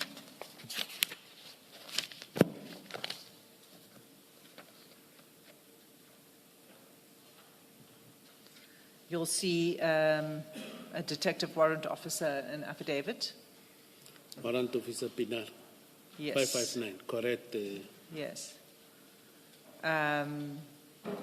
He says that in paragraph 2, I cannot remember the dates and or time when Lieutenant Colonel J.J.P. Prinsloo, our previous acting commander, asked us on office lectures to visit the office after working hours and or weekends if we are in the office area. I presumed that the reason for Lieutenant Colonel Prinsloo asked all the office personnel to visit the office was because we had previous office break-ins. And then he explains more about the risks, and he ends, I must clearly state that I did not know and was never told by anyone until the break-in at the walk-in safe of any drugs being kept at our office. So he says that what he knew was that the previous acting commander asked them during office lectures to visit when they were in the area, which is not the same as patrolling much more purposefully in order to secure the office because there were expensive contents. Do you want to say anything about that? Because there are a couple of others. This is one of the statements that I said. He said during parades, so it's a lecture. A lecture and a parade is more or less the same thing. Okay. All your personnel will come there. You deal with correspondences and other management issues there, which means all the members knew that they are supposed to visit the offices after hours. But the mere fact that Colonel Prinsloo put it the way he put it, I don't know why he put it, because as for me, in his statement, he said, I requested them to visit the office after hours and so forth, of which, when you say request, you ask me whether is it a request or an instruction, and in the police we give instructions, we don't request. It's just that people are modernizing things, but we give instructions. Even if I say, I requested that you must visit complainant so, there is this type of a complaint or this type of information.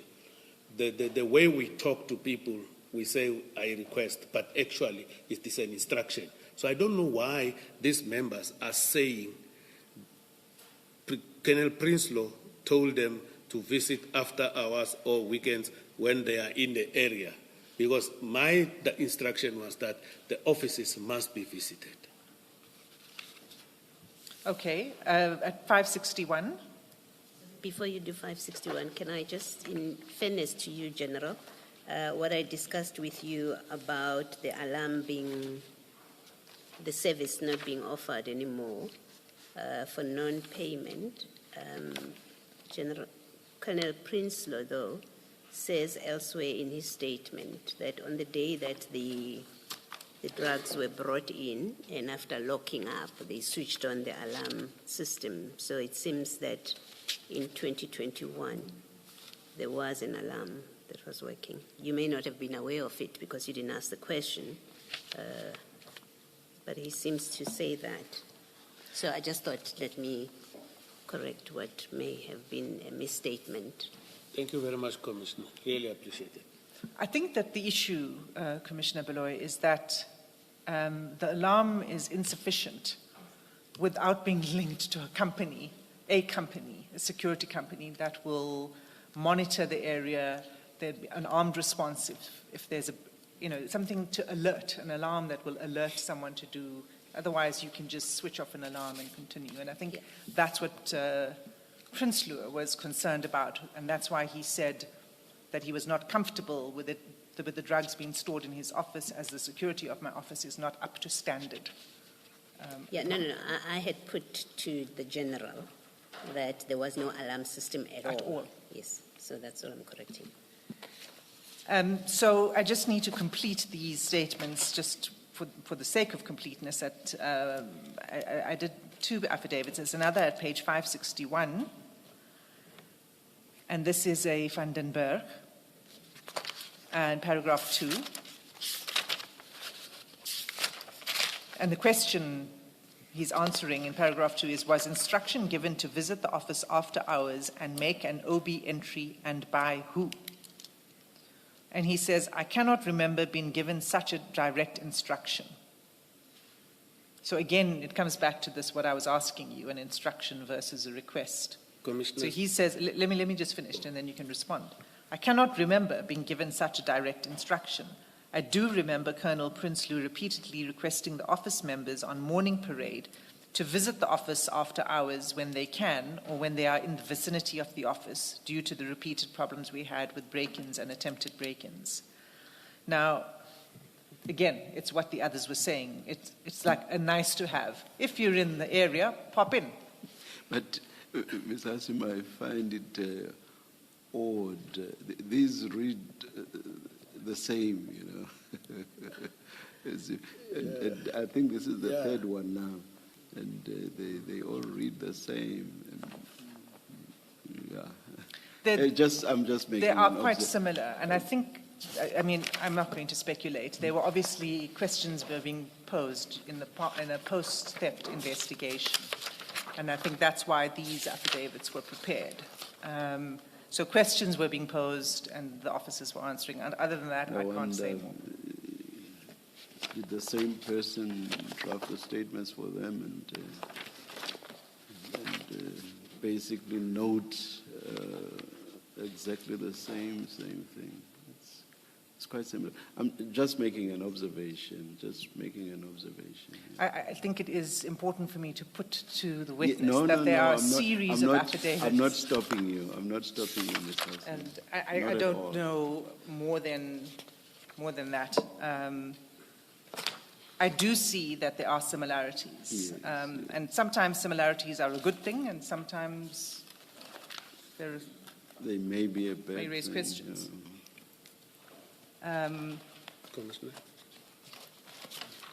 Yes, General. And then I want to bring under the attention of the Commissioner that these statements were taken on the same month, and then I want to check same date, 2nd of September 2025. Hence, earlier I said the initial statements that the members have deposited are not here. So if one was having that, one would be able to do a comparison But you 100%, because I was going to ask the commissioners that this it is a copy, sort of a copy and paste type of a statement. But thank you very much, commissioners. Thank you, General. Yes, please continue, Mr. Thank you, Singh. thank you, Yes, Chair. yes. Prince Lou's affidavit from 2022 says that he's had serious concerns about this. So I'm not going to go back to that. The next affidavit is at 567. And it's paragraph 3, and this is 567. 567. And as I say, I do think these were all taken in the course of a subsequent investigation. 567, it's a Captain Jeza. And in paragraph 3, he says, I do not remember being informed to visit office after hours during the night and weekends and make occurrence book entry prior or after the drugs were kept in the strong room. However, it was a common practice for members to visit office and write occurrence book if it happened that they had something to do in the office during weekends. Commissioners?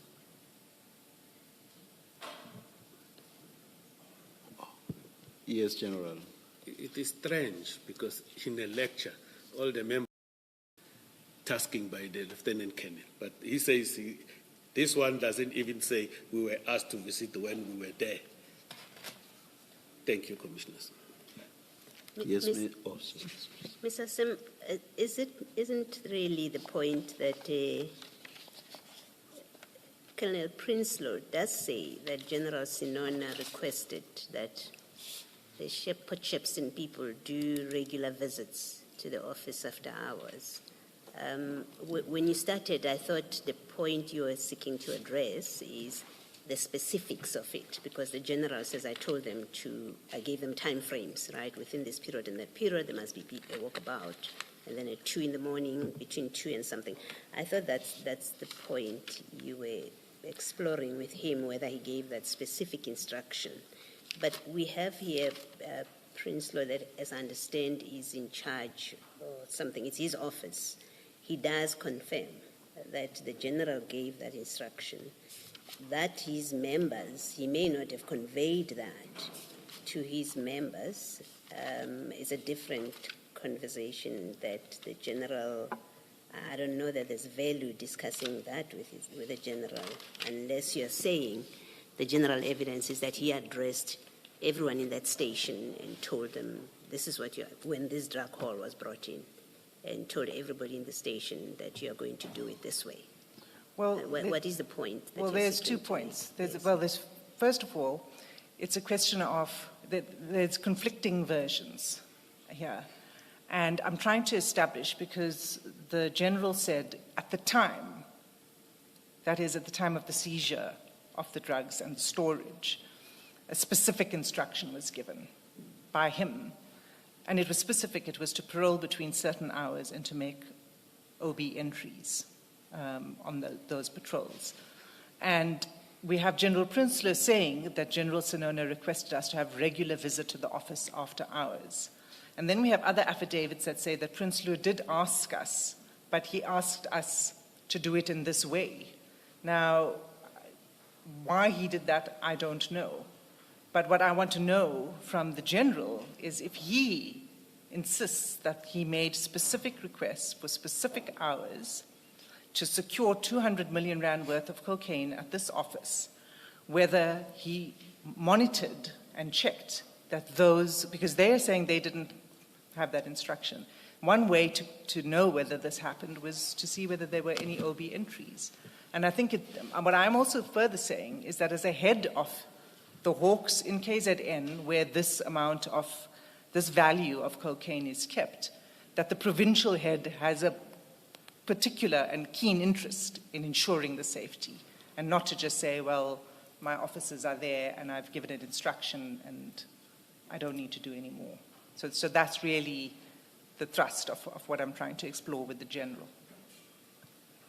So, I mean, General, that really is the question, is whether in the light of these sort of conflicting versions, and particularly, Prince Lu himself saying that he made it known to the provincial office. I heard your response that as the head of the provincial office, it wasn't brought to your attention.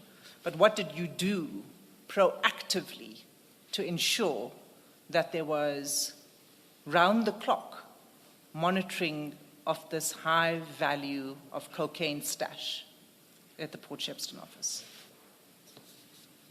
I've answered this question earlier that I didn't go and check the OB entries if they were there. I didn't go, I answered. And after the theft, a lot of, I think also the OB was taken and everything. So I didn't go and visit.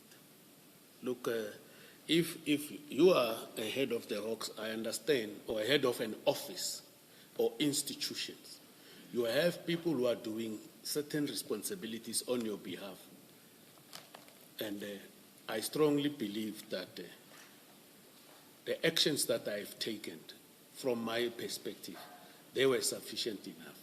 But today, before the commission, the commissioners have raised certain issues that I should have also considered, and I'm taking note of that.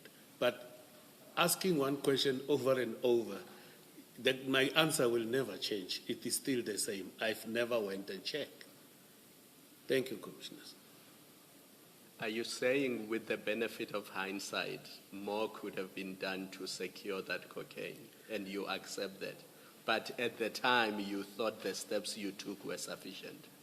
At the time, the steps I took were sufficient, but now I'm learning of new avenues that in the near future I must apply. Because remember, my earlier criticism was, I thought it was reckless that there's nobody guarding those drugs 24 hours a day. People just go there when they have time to simply walk past and check that everything is fine. And that was my criticism. I think, to be fair to you, you said you can see how I can look at it that way. Correct, Commissioner. What is happening is that when you deal with a situation. And sorry, I don't want you to repeat. I was simply making the point because Advocate has seen, there are time constraints. So there's no need to repeat. Thank you, Commissioner. Thank you, Commissioner Khumalo. I think the point is made.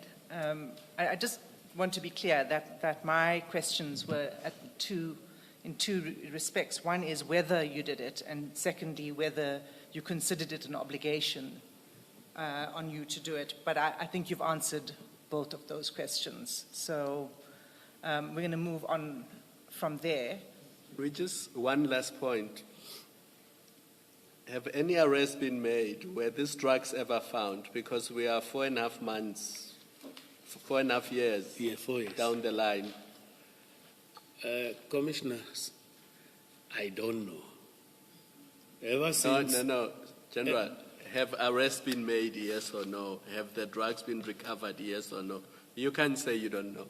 Remember what I said on Tuesday. The case docket and inquiries were taken away. And in that call-up instruction, they are reporting specifically to certain offices at head office, not to me. But I didn't hear any report that suggested that the drugs were recovered or there is any arrest. So I can't say with certainty because I'm not having inside information of what exactly is happening with the investigation. I am also surprised with statements that are taken after 4 years of this nature. What are these going to help us with the investigation? Well, General, you are the head, and this happens under your watch. And so this is your loss, right? Correct.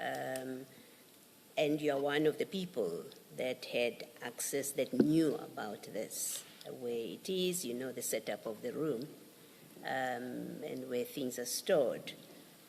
I would have thought that as the owner of this, even though investigations are now happening elsewhere, you would ask. You are sufficiently interested. You need to know who of your people, if at all, have anything to do with this? I would have thought you would try to find out. We had witnesses from Ekurhuleni municipality where their matters are being dealt with by IPID. They didn't sit back. They came to testify and told us the countless times that they have chased up with IPID to find out, where are you with this? I've laid a criminal complaint and you're dealing with it. Where are you? So I'm quite surprised that something so major, that, as you said on day one, it's a blight on your record as well. And potentially, you remain a person of interest as with the other people, because you knew about this hall, you knew where it was stored, and I would have thought that it's a matter that you would want to know and you would chase up to see that head office gets to the bottom of how this happened. And it's difficult to understand that you have done nothing about it. Commissioners, before the team was established and the case dockets and the inquiry file were taken, we were working on this. After they limited us there and they wrote that letter, I must tell you that it is difficult. It is difficult for me to check that in progress, because even when the team from head office visited KwaZulu-Natal, they never informed me they are there. Up until this day, when they come there, they don't say, General, we are here. We are, even if they don't tell me what they're going to do with investigation of the theft, it's okay. You don't have to give me detail. They don't, commissioners. So it manifested this thing of me. I said, oh, if this is the situation, let me. Because I remember at one stage, I requested my supervisor that when members are moving from another province to another province, it is important to just let the provincial head know that we are in your area, not necessarily to say, because if the problems arises like with vehicles or any other problems, God forbid, if they are involved in a shooting incident with perpetrators, we need to know, oh, remember, we had our own people. But if you don't know, it is a problem. But the very same team that has been established, ever since they were established, they visited the province to come and do the investigations. I was not even informed about that. Is there anything that precludes you from asking your supervisor what's happening with my drugs that were here? Those investigations. I know I would do that if I were in charge of people and my supervisor took over a matter from me, then I have an interest in the outcome because I want to get to the bottom of it. I would ask my supervisor, even in a letter, one line, what's happening with this matter? As Commissioner Khumalo says, it's 4.5 years later. The head of the DPCI, under whose watch this was taken, says, I don't know what's happening. Commissioners, I understand what you are saying. I wanted to know the progress. I wanted to form part of the investigation.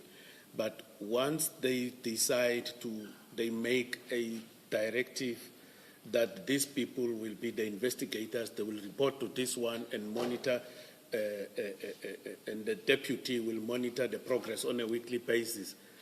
That on its own, for me, it was an instruction that you don't interfere here, staying in your lane. That is how I took it when I read that letter, because it was sent to me as well. The call-up is the establishment of this task team to deal with this. That's what recorded in me. Maybe that's why I'm saying I don't know what is the current status of the case. But there was no report of some sorts that suggested that there are arrests or there is a recovery. Commissioners. Thank you. Ms. Asa? Thank you. Commissioners, I'm going to move off the Port Shepstone, so if there are any other questions from your side, I'm covered. I only have one last point before you move off it. From Colonel Prinslow's statement that you gave us, and this is still about, the measures that would have been in place to secure this. It seems that it was known, it was out there somewhere that Port Shepstone is keeping this valuable haul of drugs. And I say that because in that paragraph 10 of Colonel Prinsloo, he speaks about a Brigadier Naika who had come to his office to inspect certain SANEP dockets, privately said to talk to him about the cocaine that was stored in the safe. So it seems like not enough measures were taken to make sure this is secure. Not just anybody knows. Here's Naika from outside of all of this who knows about it. Brigadier Naika, Commissioner, is a section head of SANEP, South African National Narcotics Enforcement Bureau. He oversees this type of drugs and some of the seizures. Now, you can see clearly here that when we store these drugs there, we never made a media statement about the storage or whatever and show. The only thing that happened, it was the bust at Isipingo. Now, you can see that within ourselves, somebody decided to inform Brigadier about the storage. So some of the things... There was no reason for the Brigadier to know this. Absolutely. So some of the things, commissioners, are difficult to manage. And some of the things like, I will give an example of, you can't police rape because it happens within and elsewhere. So it is it supports also my statement when I say somebody within the PCI KZN or even outside might, who knows the outlet of that office, sold us. And it could have been any one of you who knew about this. It could have been, Yes. but definitely it's not me. Yeah, no, you say that, General. If it was me, the investigation would have come and arrested me long time ago. I wouldn't have been sitting here, commissioners. Well, Will you General, submit to the we don't know polygraph what's test happening. then? But Come again? Will you offer yourself to be submitted for the polygraph? If You my said you asked your subordinates to do it, but you didn't. If my supervisor asked me to do that, I will gladly do it because he's got the powers to subject us to that. It's me who made the application. But the issue of saying I must volunteer, I didn't because the Act says he must commission it for me. Me, I commission it for my members. Yes, you can go to him and say, commission it. You can do that. It never happened. I thought if there was at that stage, he regarded me as a person of interest, he should have done that. So I can't answer on his behalf, commissioners. no, but General, that's not a satisfactory answer, though. You say that this theft, according to the way you saw it, this theft is an inside job, effectively, that someone who knew we have this and knows that place very well has something to do with this. And when I say that could also, that includes you, I don't say it flippantly. You are one of the people that knew exactly what's in there, and you know that place, as well as your juniors that you said should go to a polygraphy test. And to say you could have offered, you are a person of interest, even if your supervisor doesn't say. You become a person of interest because you're also in the same position as your subordinates that you said should go for this. And so the surprise, for lack of a better word, that you did not offer, you didn't say to your supervisor, I also want to take a polygraph test. Because you know in your heart and head, you say that you are not implicated. But you know appearances also matter. Who knew about this? It's an inside job. You don't say to your supervisor, I want to, and have your supervisor say to you, no, I don't think it's necessary. I'm not going to request you to do it. I think it is fair if it's a question, it's a matter of wonder but why did you not offer him? And have him requisition it or reject you and say, no, I don't think it's necessary. Because you're really situated exactly the same way as the juniors that you requested a polygraph for. You're not nothing other than your position as head of unit excludes you on these facts as a potential, and please hear me, I'm saying potentially. Nothing excludes you by virtue of your office from being one of the people that may have been behind this, and I would have thought that concern would have made you say to your superior, I want you to subject me to a polygraph test. Commissioner, I think the chairperson asked me the very same question, and I responded the very same way I am responding. It is an unfortunate situation that it never crossed my mind that I must offer myself. And I hear your points. And then, as I indicated earlier, some of the things is a learning curve in the near future. Should you be faced with the same type of a situation, even if we won't store again there?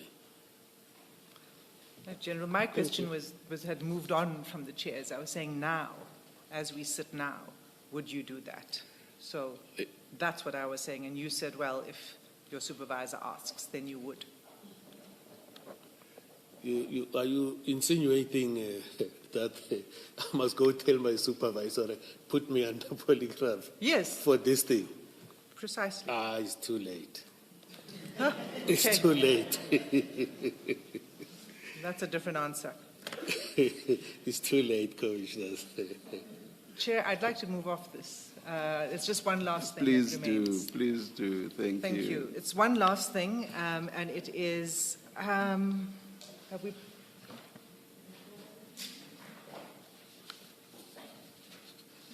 Chair, what will be handed up?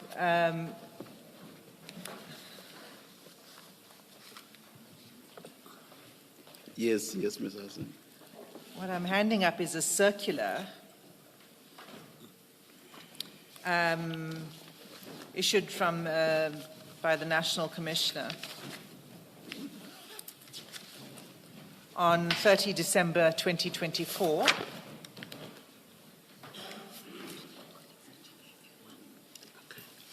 We got two.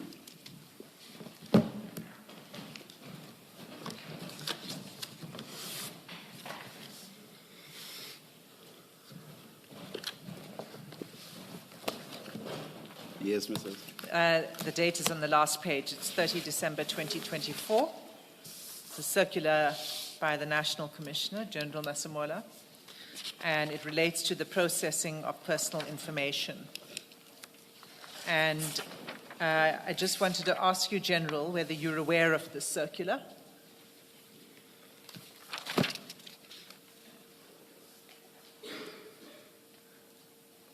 Have you seen the circular before? I'm not quite 100% sure, but I'm aware of the POPIA Act. Okay, we don't need to go through it in detail. I just want to draw your attention to just a couple of things. The first is the first paragraph. The management of the South African Police Service has noted with concern that personal information of persons is leaked to various social media platforms or recipients who are not entitled to have access to the information. This constitutes the unlawful processing of personal information. Do you see that? Yes, Commissioners. And then if you just turn over to paragraph 4, the circular says in the second sentence of paragraph 4, in terms of Section 70 of the South African Police Services Act, it is prohibited to share official information with persons who are not employed by the SAPS or who are employed by the SAPS but are not entitled to access or view such information. So this, for me, is relevant to the questions that I was asking you regarding the Nangi documents that you sent to Kat Matlala. Would you agree that that would be in violation of this circular, submitting those documents to Mr. Matlala? It is not, because I said this thing was in the public domain.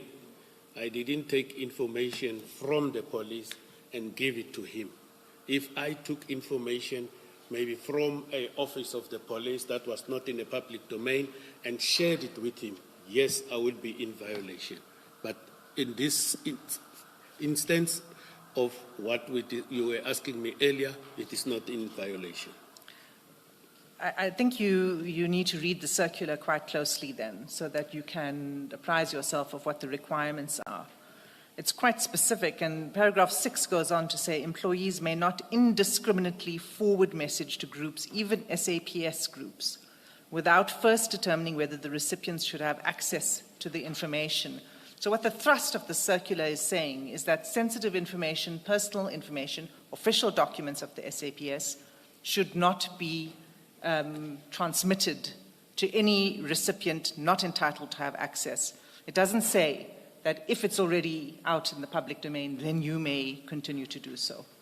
Can you see that there's a gap that the employer must deal with it?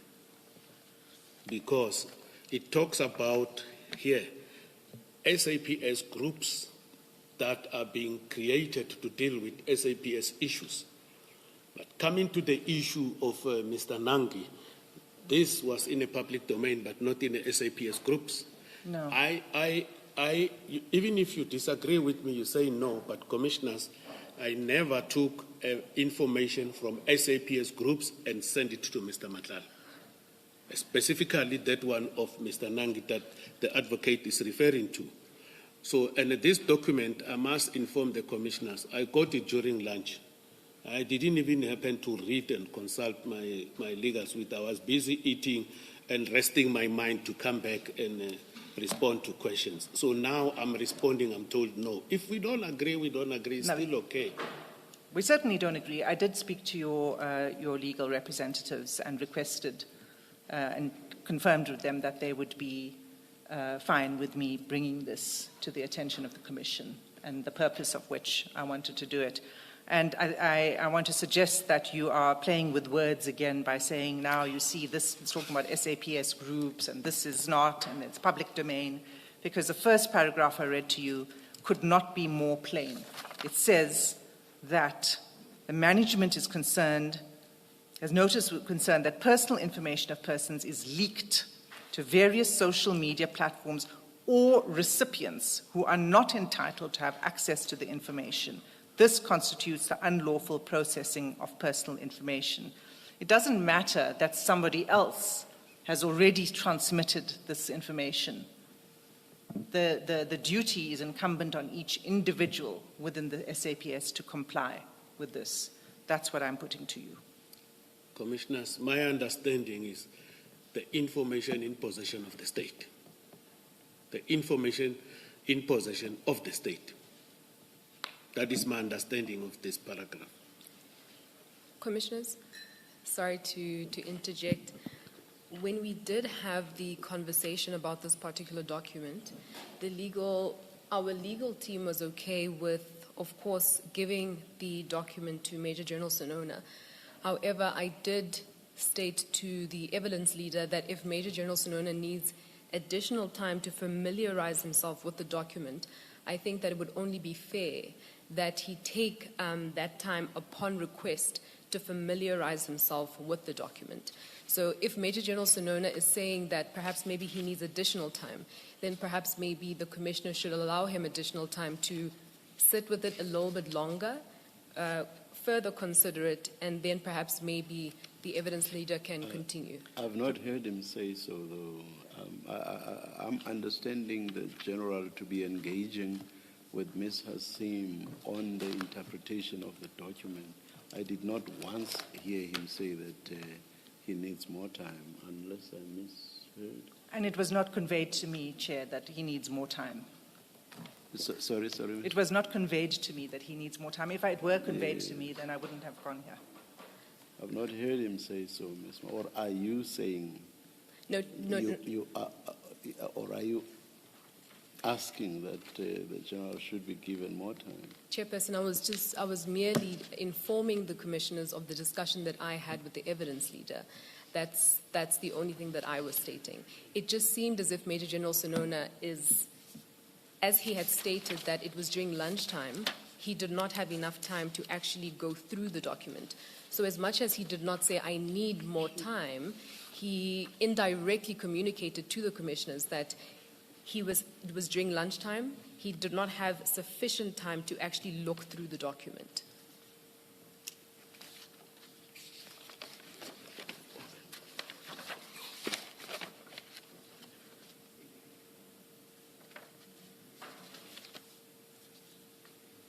It's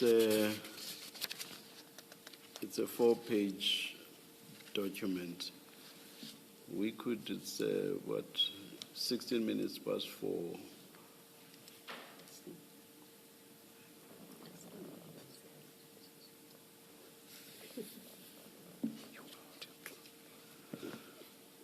Let's take a 5. Would 5 minutes be enough, General, for you to just go through the document? But as I said, I did not once hear you complain about needing time to go through the document. But let's just take a 5-minute adjournment. That will also help us with a body break. Again, Will 4 minutes be enough for you to just go through the document? 10. I 10. asked for 10. That's in order. Again, That's in it order. must be placed on record. I get this thing at lunch today. Yes. A new document, again, it must be noted by the commissioners. Thank you, Commissioner. Thank you. At least you've indicated you want 10 minutes. Then 16:27, let's adjourn.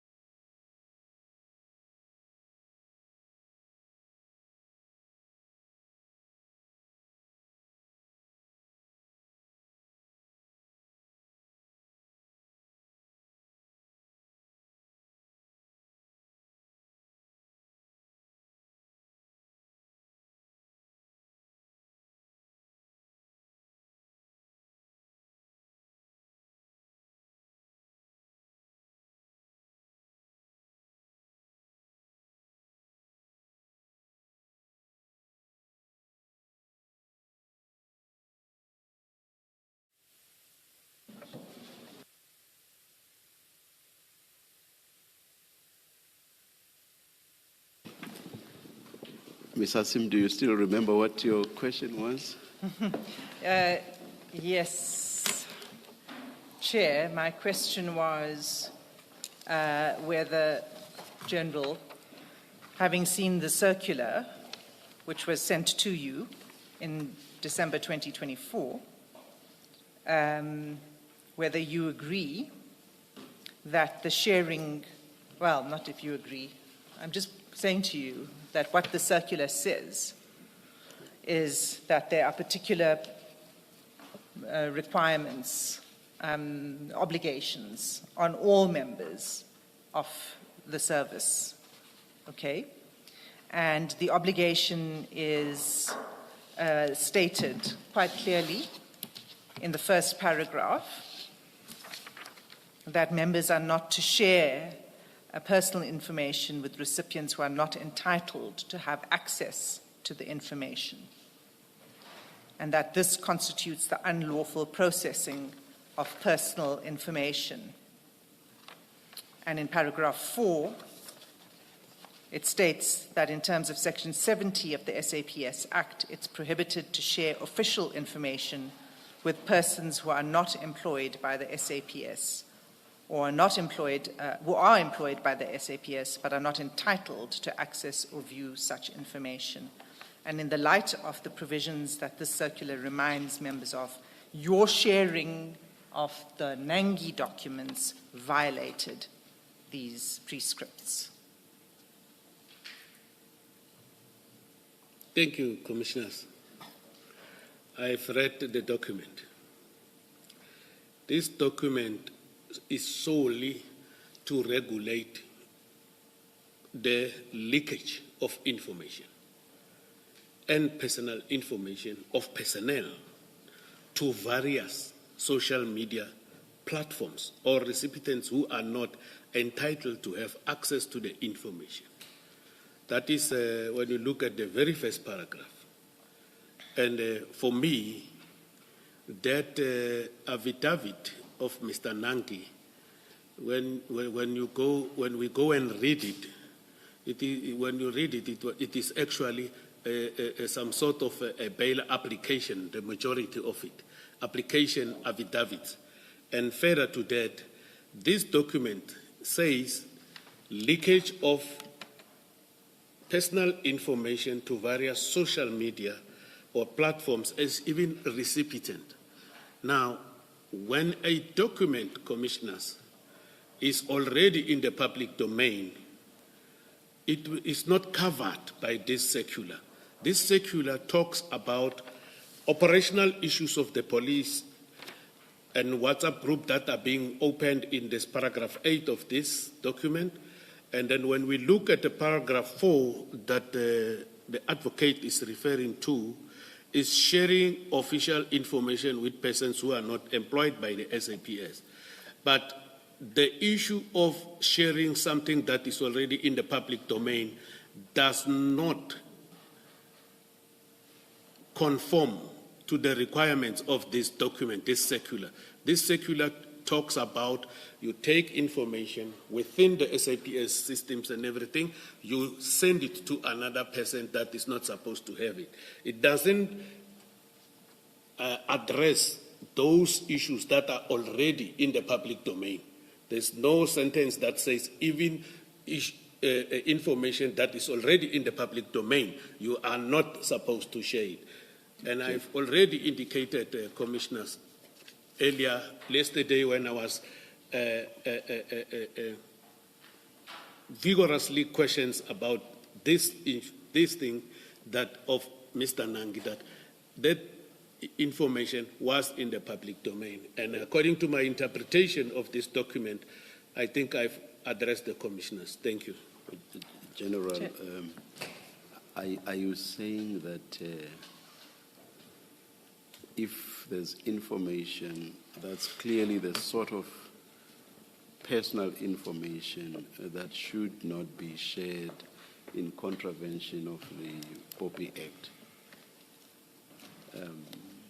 once it happens to be out there, you as a police officer will then distribute it as much as you like throughout the country Is that what you are saying? Not that, Commissioner. Yesterday, when I responded, I said I only read the affidavit of Mr. Nangi. I never realized the magnitude of the documents and everything that were there, Commissioners. If I said, I want to say, you know, if I happen to see those ID numbers and everything, Commissioners, I don't know how, I think I would have done something, but I only saw the affidavit, I read those paragraphs, I send it. That is what I say. But what the Commissioner is asking me, I understand in relation to the POPI Act, but this is a circular by the police, not the Act itself. It is giving certain directives that this is how information must be protected of the members, but they gave this directive in line with the POPIA Act, according to my understanding, and the little time that I got here. Exactly. So I really understand that, Yes, Commissioners. yes. But I've already, sorry? I was just listening to the emphasis you lay on the information already being out there. It just sounded as though you were saying, once it's out there, that's it, then whoever is affected by the information is fair game. I'm distributing it as much as I like. I, as General Senona, am distributing it as much as I like. This emphasis is as a result of that document was already there, and then this other important information that was there that Commissioner Khumalo was engaging me on yesterday. By the time I sent it, I didn't see it. As I indicated, I only read the affidavit of Mr. Nangi. Thank you, Commissioner. So you only read the body of the affidavit. You did not read what was at the top. The entire document. So are you suggesting that you did not even see the names of the people listed there? So yes, please respond. You did not even see the names at the top before the body of the affidavit. Is that what you are suggesting? Where I found that those documents, when I opened it, the first thing it was the affidavit. Please answer the question directly. So you are saying all you saw and read was the body of the affidavit, and these names, ID numbers, and so on, and sometimes even phone numbers, I think, that appear above the body of the affidavit. You did not see, you did not read any of that. Is that what you are suggesting? Correct, Commissioner. Odd, but I'll leave it there. General, let me tell you why your evidence is not droppable. The affidavit starts on page 7 of the dossier that you shared. The dossier itself is 200 pages long.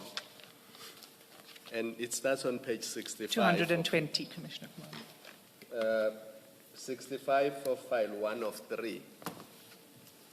The question the chair is asking you, the very first thing you should have seen is the details of the individuals, the case number, the sub-stamp, the ID numbers, and the 6 police officers who are respondents in the complaint. Because the affidavit is page 7. But pages 1, 2, 3, 4, 5, 6, those are the details of the individual police officers. Starts on page 65. I'm there, Commissioner. And it's Annexure SEN2. I'm there, Commissioner. The first page, there's a police stamp. It's a SEPS stamp, so it tells you that this is a SEPS document. Then you have the 2 complainants, Nangi and Brides. Then you have the Metro Police Respondent 1, Mr. Mohammed. Then you have Respondent 2, Mr. Yassin. Then you have Respondent 3, Mr. Yakub. Then you have Respondent 4, Captain. 5, Constable. 6, Colonel. 7, KZN Police Commissioner General Mkhwanazi. 8, Colonel Govender. And their details are there, their personal details. The affidavit starts on page 7, which would be 71 of that bundle. And much later, even Mr. Nangi's ID number, you have no business sharing Mr. Nangi's ID number. You have no business sharing his cell phone number. You are breaking the law, everything that you are doing. You've got dockets in that dossier. These are SAPS documents. You were not just sharing an affidavit, you were sharing the entire dossier relating to the Nangi case. Over 200 pages worth of it. And there's no way those documents could have been in the public domain. Unless you can show this commission which newspaper article annexed to all these 220 odd pages, such that they would have been in the public domain. Unless you can show us that, I'm not prepared to accept that this were in the public domain.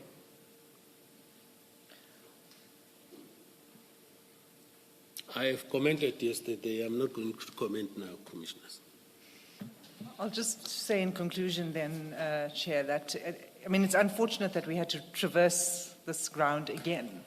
I thought it would have been obvious that, and particularly since I heard the General accept yesterday that had he seen it, he would not have done it if he had seen the information. So I just want to get an answer from you, a final on this, that whether you still, as you sit here, say that you did not breach this circular, Yes. I didn't given breach everything that's been put to you again today. it. Correct, I didn't breach it. I think you are wrong, and that it probably should take some further advice on how to handle official information and personal information in your position, General.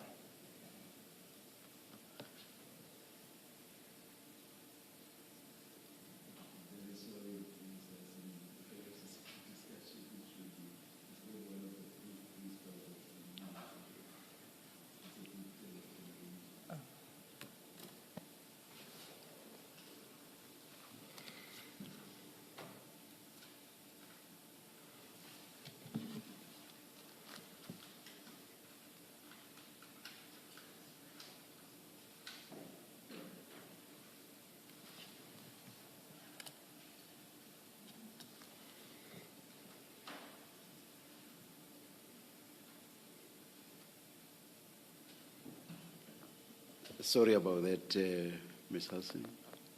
Sorry to you too, General. Chair, I have no further questions for the witness. I'm concluding my session.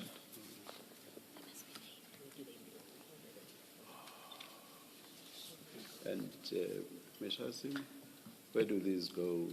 What do we call them? Thank you for reminding me, It's, Chair. They will be marked, sorry, it's the circular. the statement by Officer Prinsloo. I've forgotten his rank, and then the circular that from the National Commissioner dated 30 December 2024. Chair, could we mark the affidavit from Prinsloo, Exhibit 62A? 62A. Yes.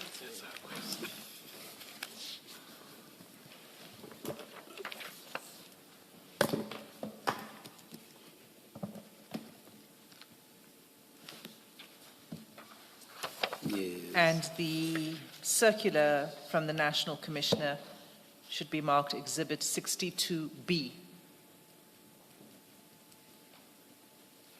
62B.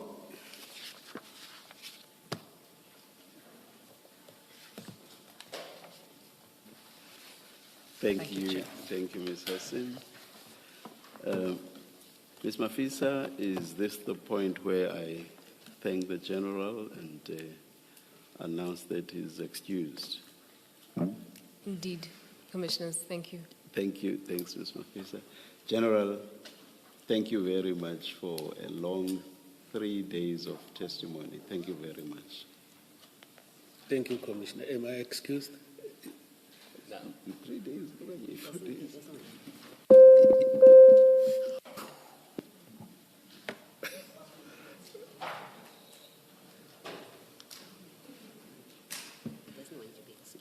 Oh, sorry. Oh, yes, General.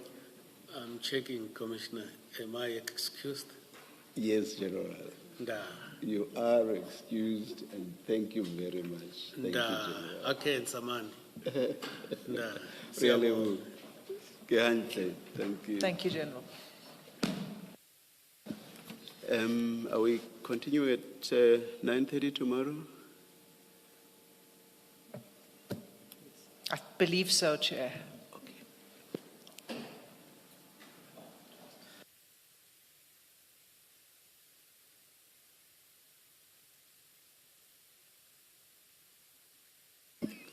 Let's adjourn until 9:30 tomorrow. Thank you.